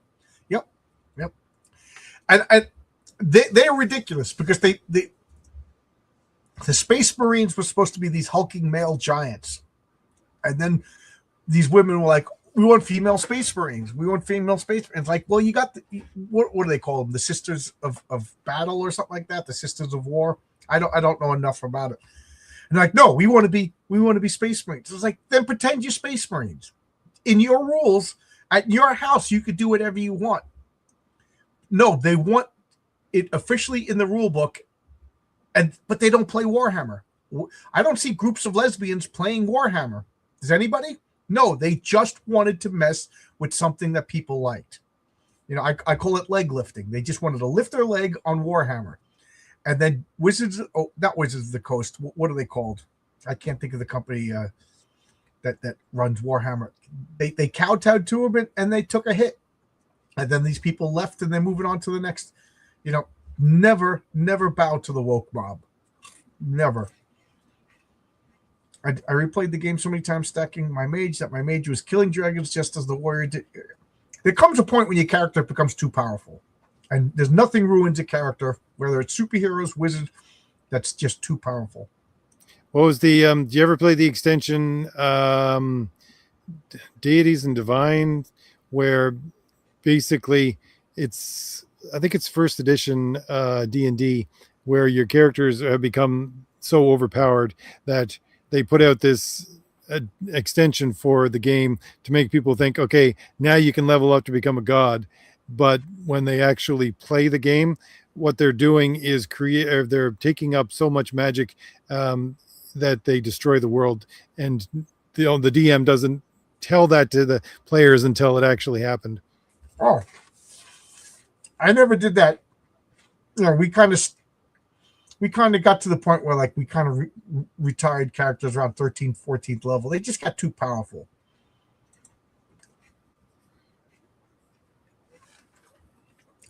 Okay. Oh, Zachtan's leaving. Good night, Zachtan. The last 20 years has taught me that most things are determined by biology. Yeah.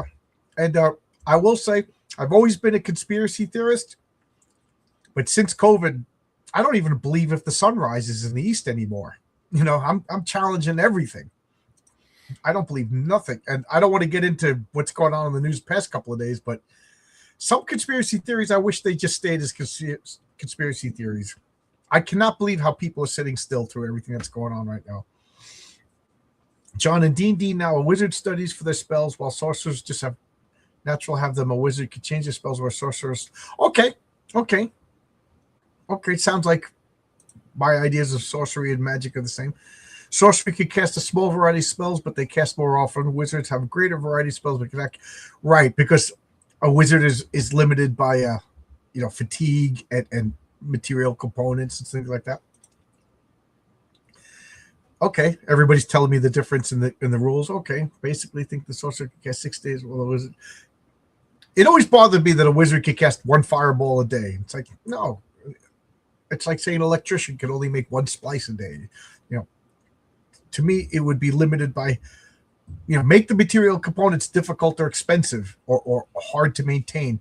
That to me is a in-world limitation of the wizard. But to just arbitrarily say once a day, I never liked that. So I did away with that too in my house rules. Looking around, there's an anime character. I can't remember her name off the top of my head. It's an isekai character. The only she's a mage. The only thing she can cast is fireball, and she gets completely exhausted by it. She can only do it once a day, but her fireball is so devastating that it could destroy a city. Wow. So like she's a danger to her party then? Oh yeah. Looking around, I found this fantasy came first, then Wizards of the GW Games Workshop decided to make a sci-fi game. They threw the Warhammer's world as a feature, saying the two worlds might be related. Yeah, that's what I thought too. Yeah, hinted that Warhammer Fantasy takes place in the Eye of Terror, and then the 40K third edition, they broke the link. Okay.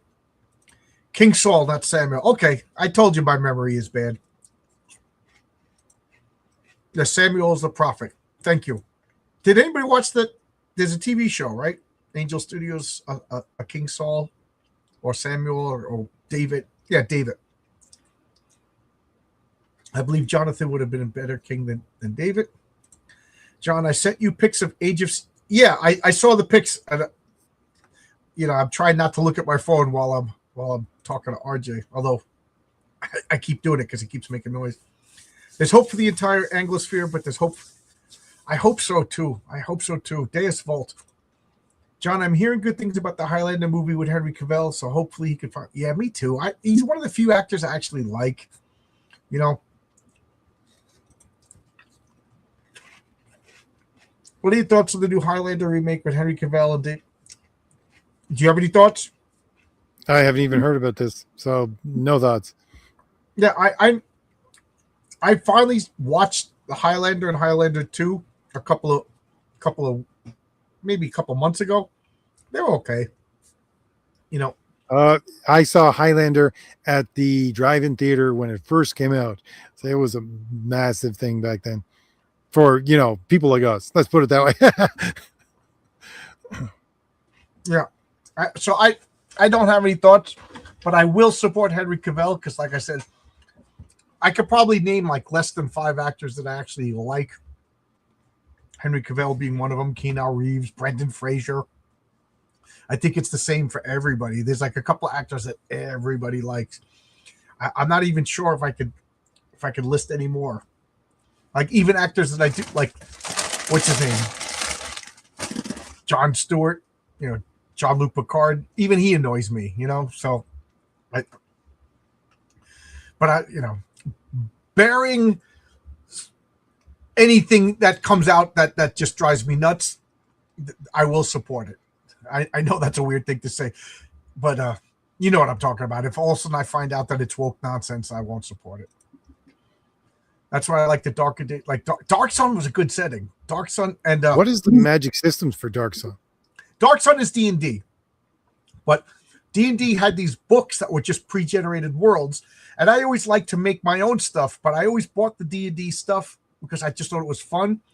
And the Dark Sun setting it's a harsh earth like this. It's as close to D&D is going to get to fantasy.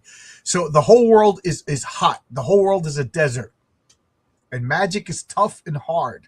So just imagine it's like you're playing D&D in the Arizona desert or the Sahara desert. There's caravans and hidden oases and stuff like that. It's a very harsh, it's probably as close to Conan now that I think about it.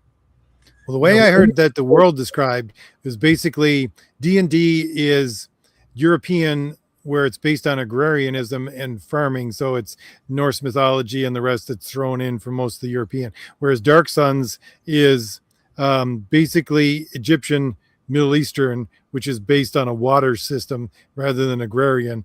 So the whole thing is control of water. And so you get more, basically it's desert societies based on Tigris and Euphrates. And so that's where they would take it from. Okay. But I will say that Dark Sun, there might be a Dark Sun inspired story in Heroic Tales at some point, or at least what I think Dark Sun was. I never played Dark Sun, and I never played Spelljammers, and I always wanted. At first, I was horrified by Spelljammers. Spelljammers was a D&D setting where you actually took ships and flew into space, but that's not rocket ships, like dragon boats that had enchanted sails and you could fly in space. And I was like, nope, this is ridiculous. And now I'm like, that sounds fun. Spelljammers was a good comic. Yeah, Starjammers was a DC comic. This is Spelljammers. I'm saying it wrong. Oh, okay. Spelljammers. I got them mixed up. Spelljammers. It's wizards using their magic to make ships fly into space, and you go to other planets. And there's but it was like getting dangerously close to Warhammer, because there's now you got flying ships full of orcs and flying ships full of mind flayers and stuff. As a woman who lives fantasy, I hate that awful Karens and Beckys are going to. Yes, I hate. Can you just imagine? My wife likes Hallmark movies, and I like that my wife likes Hallmark movies because she watches them. They're sweet. She's in a good mood. She's pleasant. Then she wants to make cookies. And let's face it, I win when my wife watches Hallmark movies. She's pleasant and wants to make cookies. Go watch more Hallmark movies. Now, can you imagine if a bunch of men were like, we love Hallmark movies. We've always loved Hallmark movies, but we think there should be more boobs and guns and violence in Hallmark movies and totally change Hallmark movies. You know what I mean? And then the women don't watch it anymore. And then the men just leave because they just wanted to change all. Men don't do that. And I'm sorry, women. What's going on that all these women want to join things and then change things and then leave? I don't see any women reading Marvel comics now. I don't see, women playing Warhammer. Literally, there's a Warhammer store around the block. I go there once in a while and check out board game stuff. There's no women sitting around playing Warhammer. It's all big, smelly guys like me farting and painting their orcs, And it's funny because when I bring up this controversy, there's like non-political guys, and they just like, yeah, and it's almost like they just don't want to hear it. Poor guys, let them play their freaking painted miniature games. The Immortal Rules. Saul's Son. Yeah, that guy was great. I love how we're having a D&D discussion, a Star Wars discussion, a Bible discussion. This show is fun. I like Saul too. I didn't like David very much. Got to go. Have an amazing. See you, Dave. See you, Dave, if you're still around. Good. Can't wait to get the comic, everybody.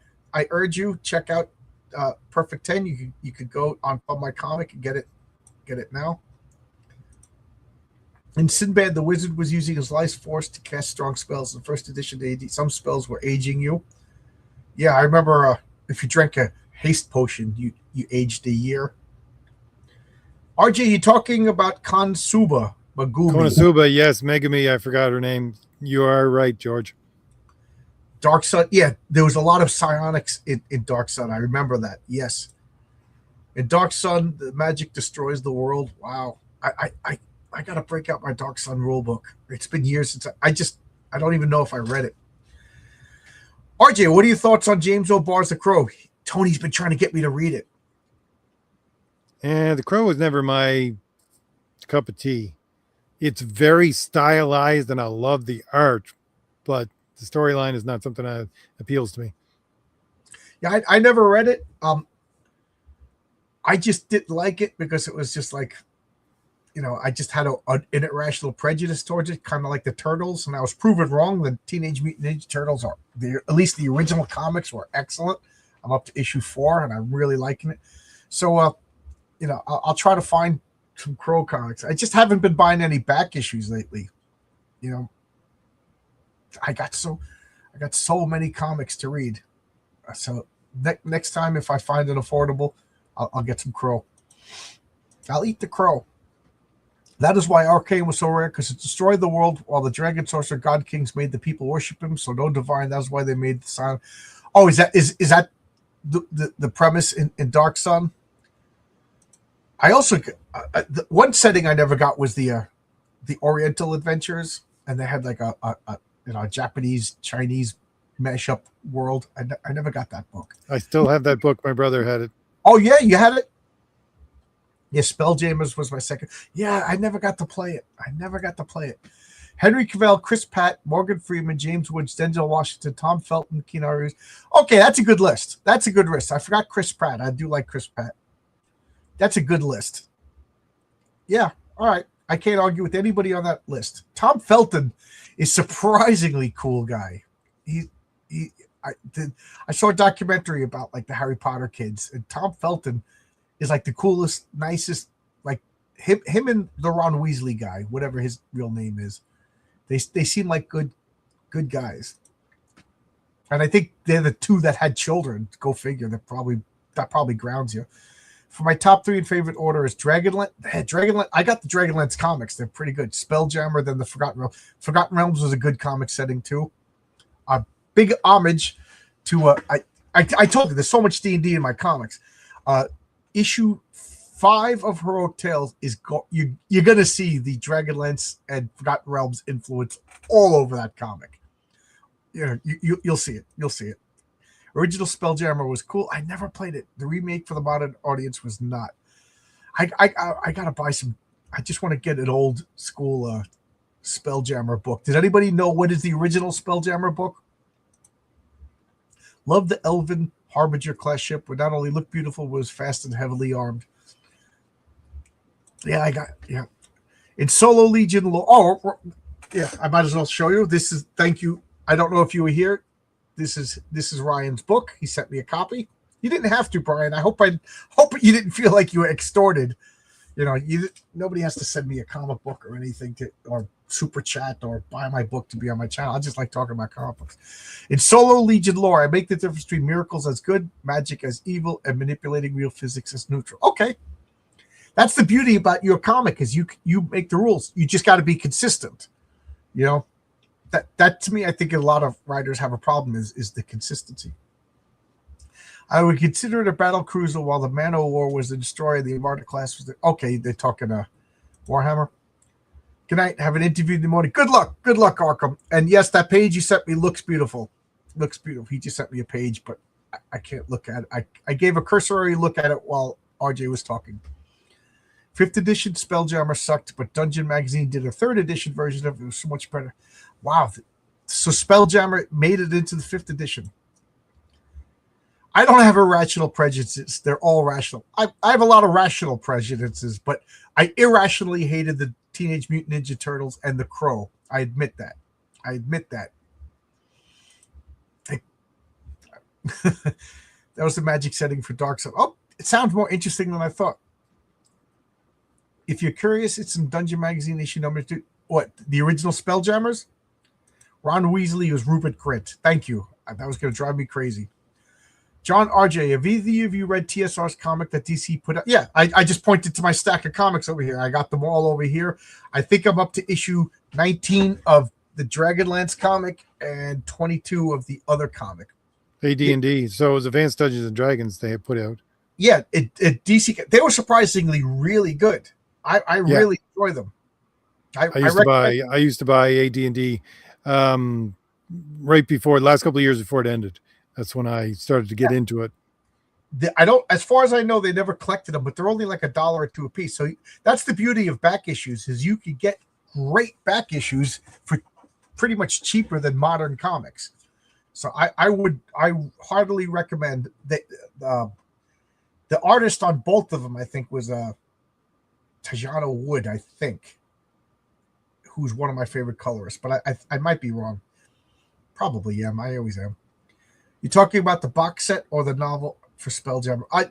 I'm talking like, what would be the original Spelljammer role playing stuff? I don't want to get the novels. I don't want to go down that rabbit hole and start reading the D&D novels. I've never read Star Wars novels, Star Trek novels. By God, I'm not going to read D&D novels with your words books without pictures. Does anyone care if I say something funny about the Spelljammer novel? It does have spoilers. I'm going to say no. RJ, do you care? No. So anybody in the chat, you have 5 minutes to say yes or no, and then go ahead, spoil away, because I'm not going to read the novel. Wow, we're caught up. So RJ, you're reading Dr. Fate. What was that? Because last week we mentioned them. Yes. Well, we mentioned we were talking about Magic for Marvel, and then when I went to pull that out, I pulled out the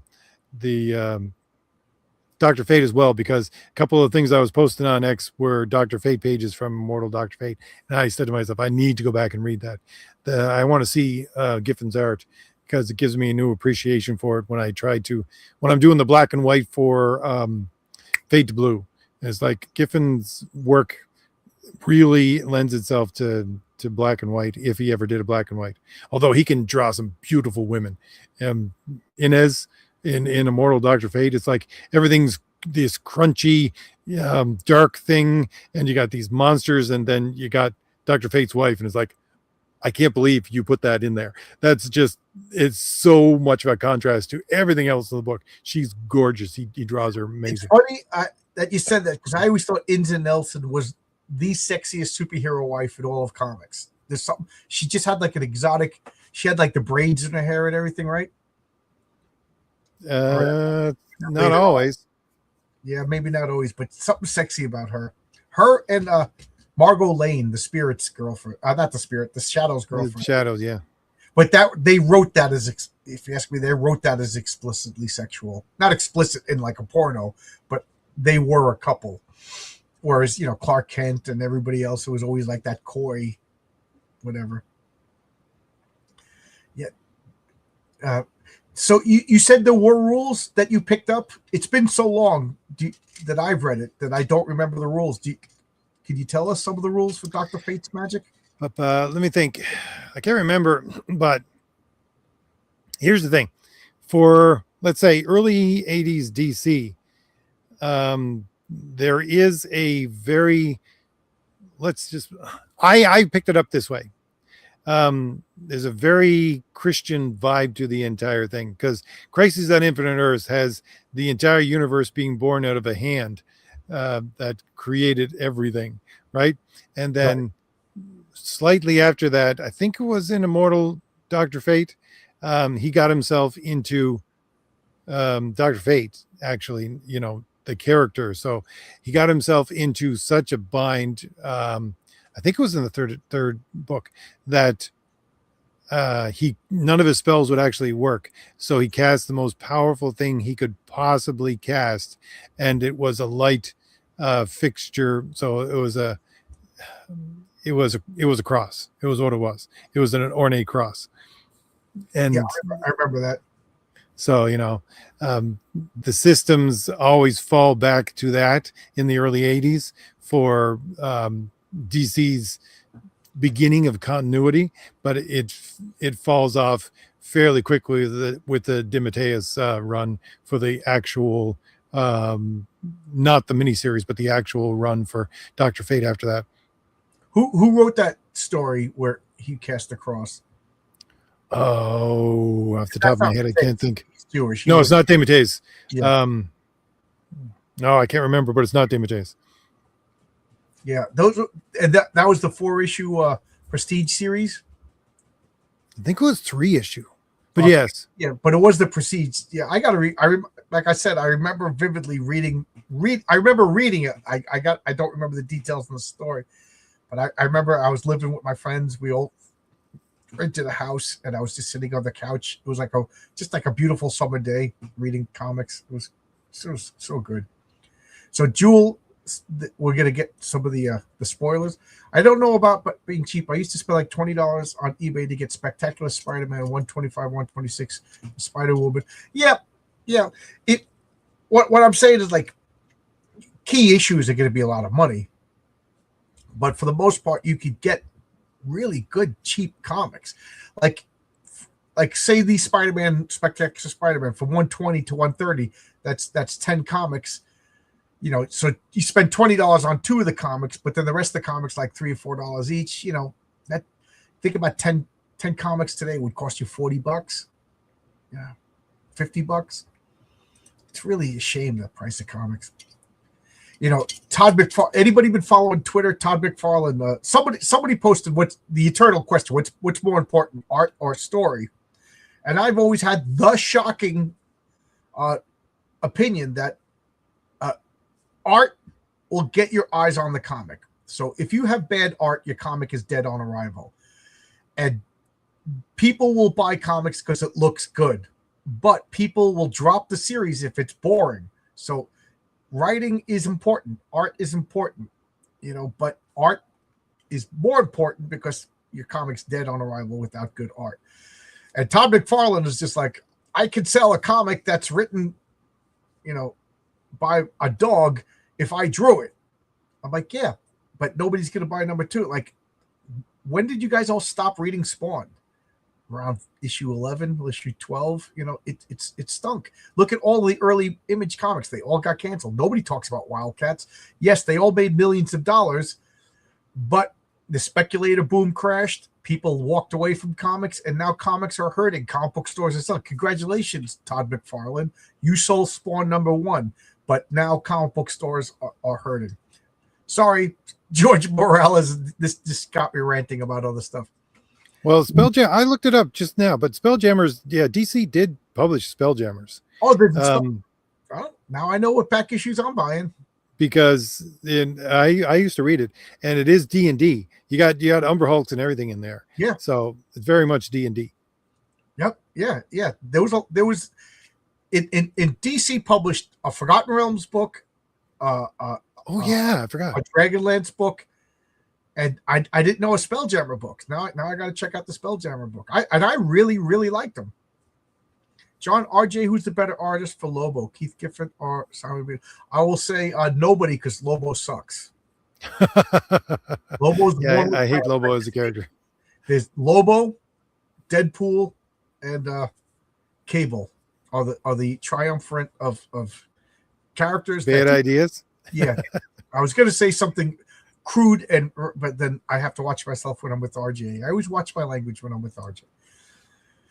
But the first chapter of the next book, the sidekick gets killed off. By the time I get to the fourth book, I stopped caring about the new sidekick because they were just going to kill him off. Okay.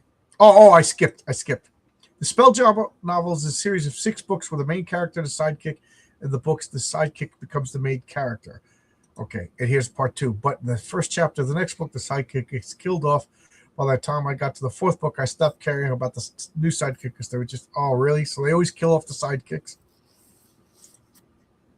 The whole Lords of Order thing was introduced in the early 70s by Steve Englehart and Walt Simonson. Yeah, that. I think because they were inspired by Michael Moorcock. That's what I think, because they were, both of them were Michael Moorcock fans. Good art will get you started, and a good story will keep you around. Yeah, look at Image Comics right now. I said this in the Twitter fight, and nobody acknowledged me. I'd like to think it's because of my superior brain, but look at Image right now. Who's the big sellers? Robert Kirkman, Jeff Johns. All the writers are the draws in the Image right now. Yes, they got great art, but Walking Dead, that sold on Kirkman's writing. Invincible. I'm not saying Ryan Ottley was a bad artist. He was a good artist, but people liked the story of Invincible. Walking Dead, the art wasn't that great. It was good comic book art, but it wasn't like Arthur Adams level art, By the way, Spectacular Spider-Man 125-26 are the 2 most based comic issues Gabe Marvel has ever made outside of the Punisher. Are these new? Because Spectacular Spider-Man 25, didn't that come out like 25 years ago, if I'm remembering correctly? Yeah, Jan Duursema art. Yes, you're right. Yeah, the Spelljammer comic was not as good as the Forgotten Realm comics done by the beautiful art of Jan Duursema and the Dragonlance book by Rodman. You're absolutely right. The art, Jan Duursema's art is so good, and the coloring is so good. I forget if it's John O'Wood, and I can't remember the other, Glynis Wynn. I forget who the colorist was. But if I remember correctly, they were a husband-wife team that did the art and the color. So they had 5 books out in total then, because they had AD&D as well. It was a separate book. Right. They had basic Dungeons & Dragons. Yes, you're right. And then they had Dragonlance, then they had Forgotten Realms, and then Spelljammer. Yeah. And then there was an annual that tied them all together, if I remember correctly. I never understood Lobo. Was he a character inspired by the popularity of the Punisher? I never understood Lobo either. To me, he was just like what a nerd thinks a cool guy should be. And I'm sorry for people in the chat who like Lobo. I'm not trying to hurt your feelings or anything. I just never got the character. And they always drew him in like a thong and stuff like that. I just didn't get it. You sons of bitches, fratches. I think they were just trying to outdo Wolverine. Yeah, they did killing sidekicks in every book. You could pretty much pick up the entire Shadowline saga in the dollar bill. Yep. Yeah. Search, if you go to Comic Book, I always look at the dollar bins. There's always so much. But I got so many comics, I usually have everything. They killed him off for the very first chapter. Yeah, that's a really good way to establish love for a character. Lobo is a Marvel character that, for some reason, at DC, that kind of makes sense. And the Punisher is a DC character that, for some reason, no, because DC is too squeamish to actually kill people. Remember, DC made the Vigilante. In the very first issue, he ended up playing tennis against the judge rather than shooting him. I think DC is too squeamish to have a Punisher. Although they did have Wild Dog, but that only lasted like 4 issues. Then he showed up in a couple of Action Comics, and then they quietly forgot about that character. Yes. Okay. Yes, you're right. 80s and 90s. Yes, you're right. Yeah. Because I Spectacular Spider-Man was my Spider-Man. I got it from issue 1. You know, Jan Deceiver created Darth Talent and ALS Car while Ron Randall proved on the open window of Power Girl and did the Crimson Fox, what Ghibli did to Psylocke. Okay. Yeah. Crimson Fox was a character I just never liked. Just a silly costume. A silly costume will ruin. A cool costume will go a long way, and a silly costume will ruin a character. Speaking of Power Girl, there was a whole bunch of different books that used magic in DC, because you had like, what is it? Arak, Son of Thunder. You got Warlord. They had their own magic system in that. Then there was the Power Girl was what the heck was it? The Atlanteans. Was it Aaron? Area. Yeah, that was it. And each of them had their own magic systems that they in their storylines too. Don't forget Gem World. Oh yeah, Amethyst. Yeah, Amethyst. That's yes. And that was surprisingly good. It was.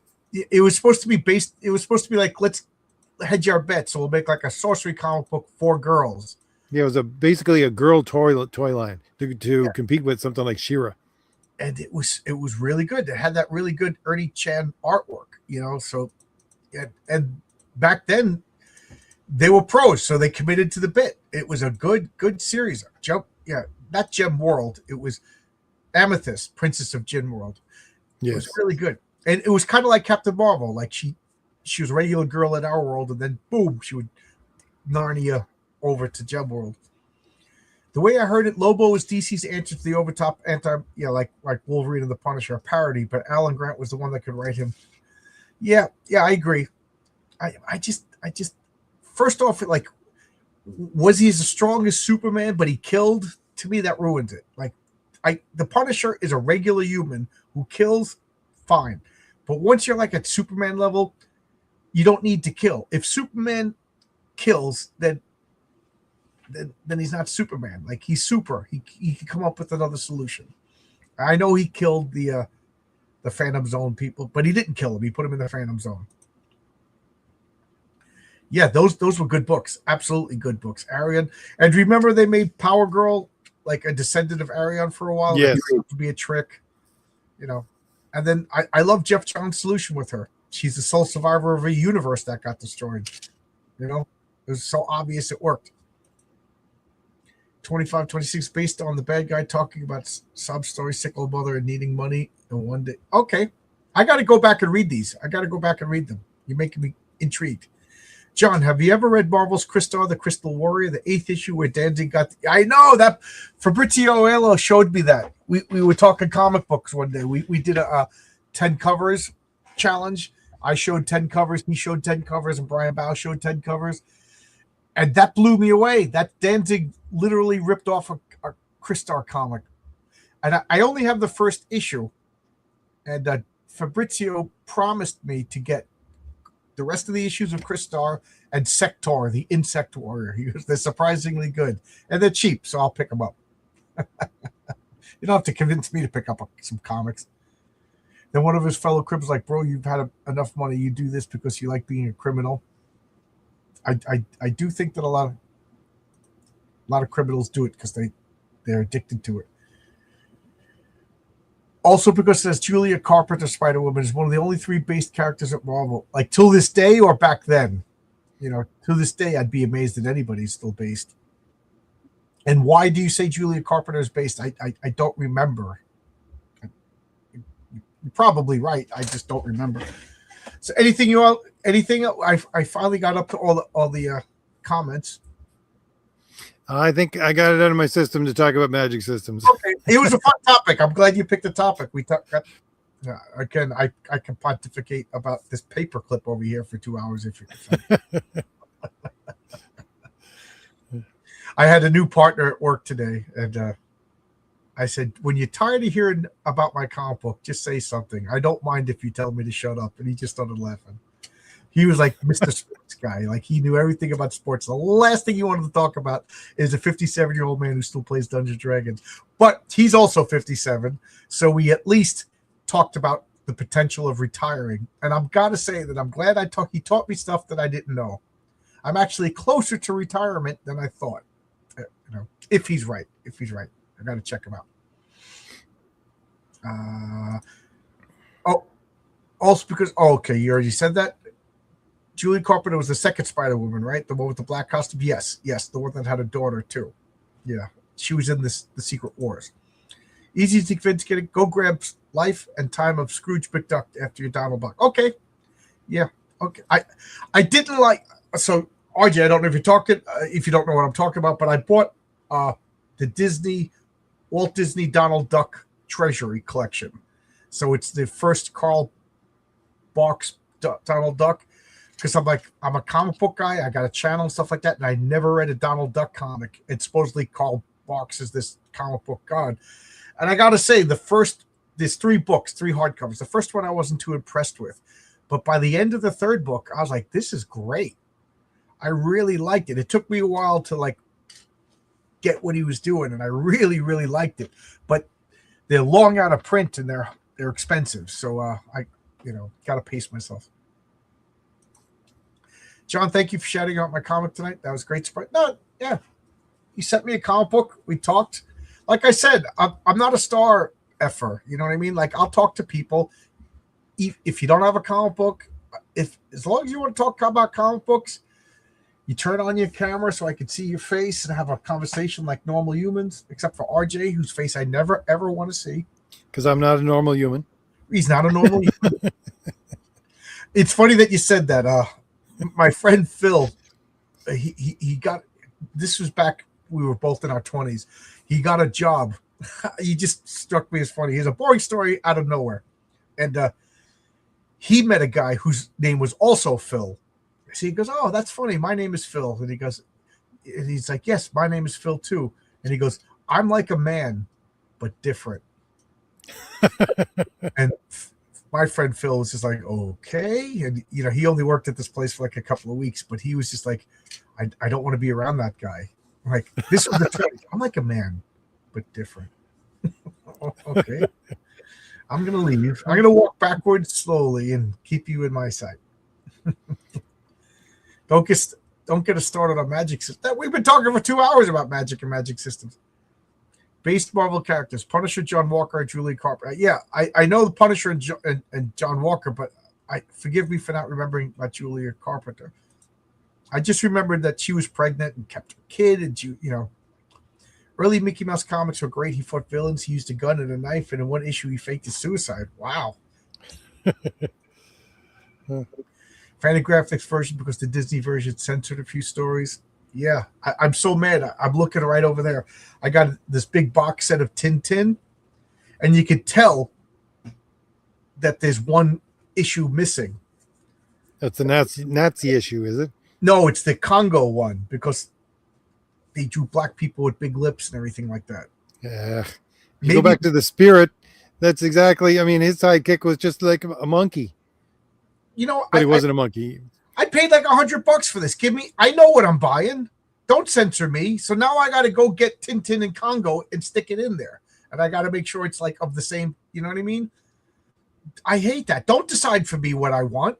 I wanted a complete collection of Tintin, good and bad, and let me decide. Like they were doing a controversy for the original Captain Marvel Shazam, and Tony's in the chat. He'll tell me the name of the character, but he had a black sidekick, as they called it, a pickaninny back then. And he came and went pretty quick.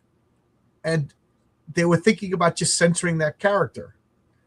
Like, okay, if you're going to make a $12 mass trade paperback for kids to read, I'm not happy, but I can understand it. But if you're making like a $60 hardcover, This is history that we're preserving. Don't censor my history. And that's what I feel. I bought Tintin because I wanted to read an important comic book in comic book history, and now you're censoring it on me. I don't like that. Don't like it one bit. I wouldn't have bought it if I'd known that. She's from Colorado, back when it was based. The mother and her general actions were based, aside from the one time when the Marvel editors had her poop on her. Yeah, that's Marvel editors. They got her. She wasn't herself in that moment. Oh, she wasn't pregnant. She already had well, she was pregnant at one point. Yeah, the Congo was problematic. Yeah.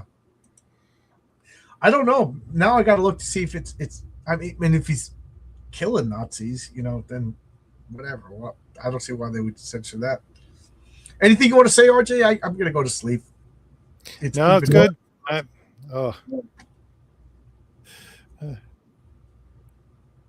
What is he saying? Oh, I know. Talk magic systems. We had an entirely different magic system we didn't even mention was the Smurfs. They have a magic system in the Smurfs? Oh, yeah. I guess Gargamel is a wizard or something. Oh, he's an alchemist, but yeah. Papa Smurf is a sorcerer, basically. Oh, RJ, you read my comic. You read the Mary Sue story, right? Yep. That I didn't say it in the comic, but what that scientist discovered is my version of alchemy. To me, right, because it was all about the stone, right? Right. Basically that was, they were converting regular gold into this orichalcum. So in my world, all of the elements can be enhanced. So sooner or later, we'll find what all the elements. So gold turns into orichalc, and orichalc is it changes reality so that basically it warps reality so that humans can get superpowers. Helium does something else. Copper does something else. Oxygen does something else.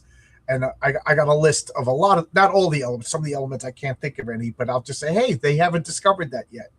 But that's and then I'm going to have like traditional alchemy in the comic too, in issue 5, which you'll see a lot of Dragonlance and Forgotten Realms inspiration. Hey, we got Zade Comics over here. How you doing, Phil Diaz? Phil Diaz, check out The Man with No Strings. #1 is coming out any day now. This is a guy that found a printing press, fixed it, learned how to use it, and is now making his own comic books. How freaking cool is that? He had a job, and the job expanded next door, and the next door had a printing shop in it. And rather than dismantle it, they learned how to use it and made comic books. This guy drove around the country to get parts. Talk about a guy. This is a go-getter right here. We're all going to be working for Zade someday, and happily working for Zade Comics someday. This guy's making his own comics. Awesome. I hope to publish with you someday if that is your route. And I said that to Ripper too. You should be picking up where Diamond Distributors fell apart. He's the guy with the money, and now he's got Ripper Send. So go figure. Me and my friends had a joke that Smurfette was essentially a blonde wig and a dress that was passed through. Oh my God. Okay, Smurfy, it's your turn. Smurf. Gosh damn it, I'm still sore from last time. In my world, orichalcum is the most precious metal in the world and has all the abilities of adamantine, mithril, and dragon metal combined. Well, adamantine is another mineral, is another element that's enhanced. Mithril is silver enhanced. When you use this process, gold becomes orichalc, silver becomes mithril, and I'm not telling you any others because that'll spoil future stories. My favorite is Oxygen. Oh, man. Wait till you read what Oxygen turns into. The character you're thinking about, John, is called Steamboat. Thank you. But I think it's the racist depictions of the Japanese that are really preventing any reprints from DC. Okay. I was working on a comic, and the premise was this was supposed to be a comic from the 40s in the Patriarch's world. I was going to have Renzo draw a framing sequence where one of the kids is in the attic, and he finds a CGC copy of Bikini Girl #1 at a 9.9, and he breaks it open and reads it. And then we go into that comic, and it was over the top bucktooth Japanese guys, and it was ridiculous. And my artist just disappeared. He got halfway through the book and then just disappeared. And it's so frustrating because the work he handed in was phenomenal. And I know he backed somebody else's book. Somebody was like, I know you're looking for this guy. He just backed this. So if you're watching this, I don't want to say any names. I hope you're well. Hope everything's working good. And if you ever want to come back and complete this story, let me know. It's too good to not be produced. But I don't want anybody else to do it, because he's halfway done. It looks so good. I can't see anybody else. RJ, you ever have that? An artist just disappear? Not just disappear, but fall off. That's for sure. They have a problem with Winsor McKay's pixie character because it looks to them like a racial stereotype. Yeah, and also in Winsor McKay did Little Nemo in Dreamland. Isn't there like a little black guy that just causes all the problems? That's got to be problematic in these days. You Latinos would joke about transgender. Leave Tony alone. Tony's a good guy. I heard unobtainium is difficult to obtain. Since value is done in base values of 10, like copper equals. Okay. So yeah, there's a D&D system where all the money and everything exchanges. Wonder Woman Golden have Jap characters. Yeah, that's true. That is true. Same with Oh yeah, I was gonna say Captain America, but that's Marvel. Shows you how sleepy I'm getting. Electrum is between Silver and Gold D&D, but my world made Electrum Gold Mithril. Yeah, that you could make up whatever rules you want in your game. So I actually got copper, silver, gold, and even platinum Mithril. Cool. All right, before we get into exchange rates of fantasy worlds, anything you want to say before we go, RJ? Nope. No, I think that's pretty good. I think I very much thoroughly enjoyed everybody in the chat and talking about magic. Yep, me too. That was fun. So maybe if you have an idea for next week, shoot me an email and I'll actually do research. I literally found out we were talking about this like 2 seconds before we went live. So, that's the fun, John. Yeah, like I don't know if you remember Mayor Koch. So how am I doing? Yeah. All right. Now I'm talking about Mayor Koch. It's time to leave. All right. Good night, everybody. Bye-bye.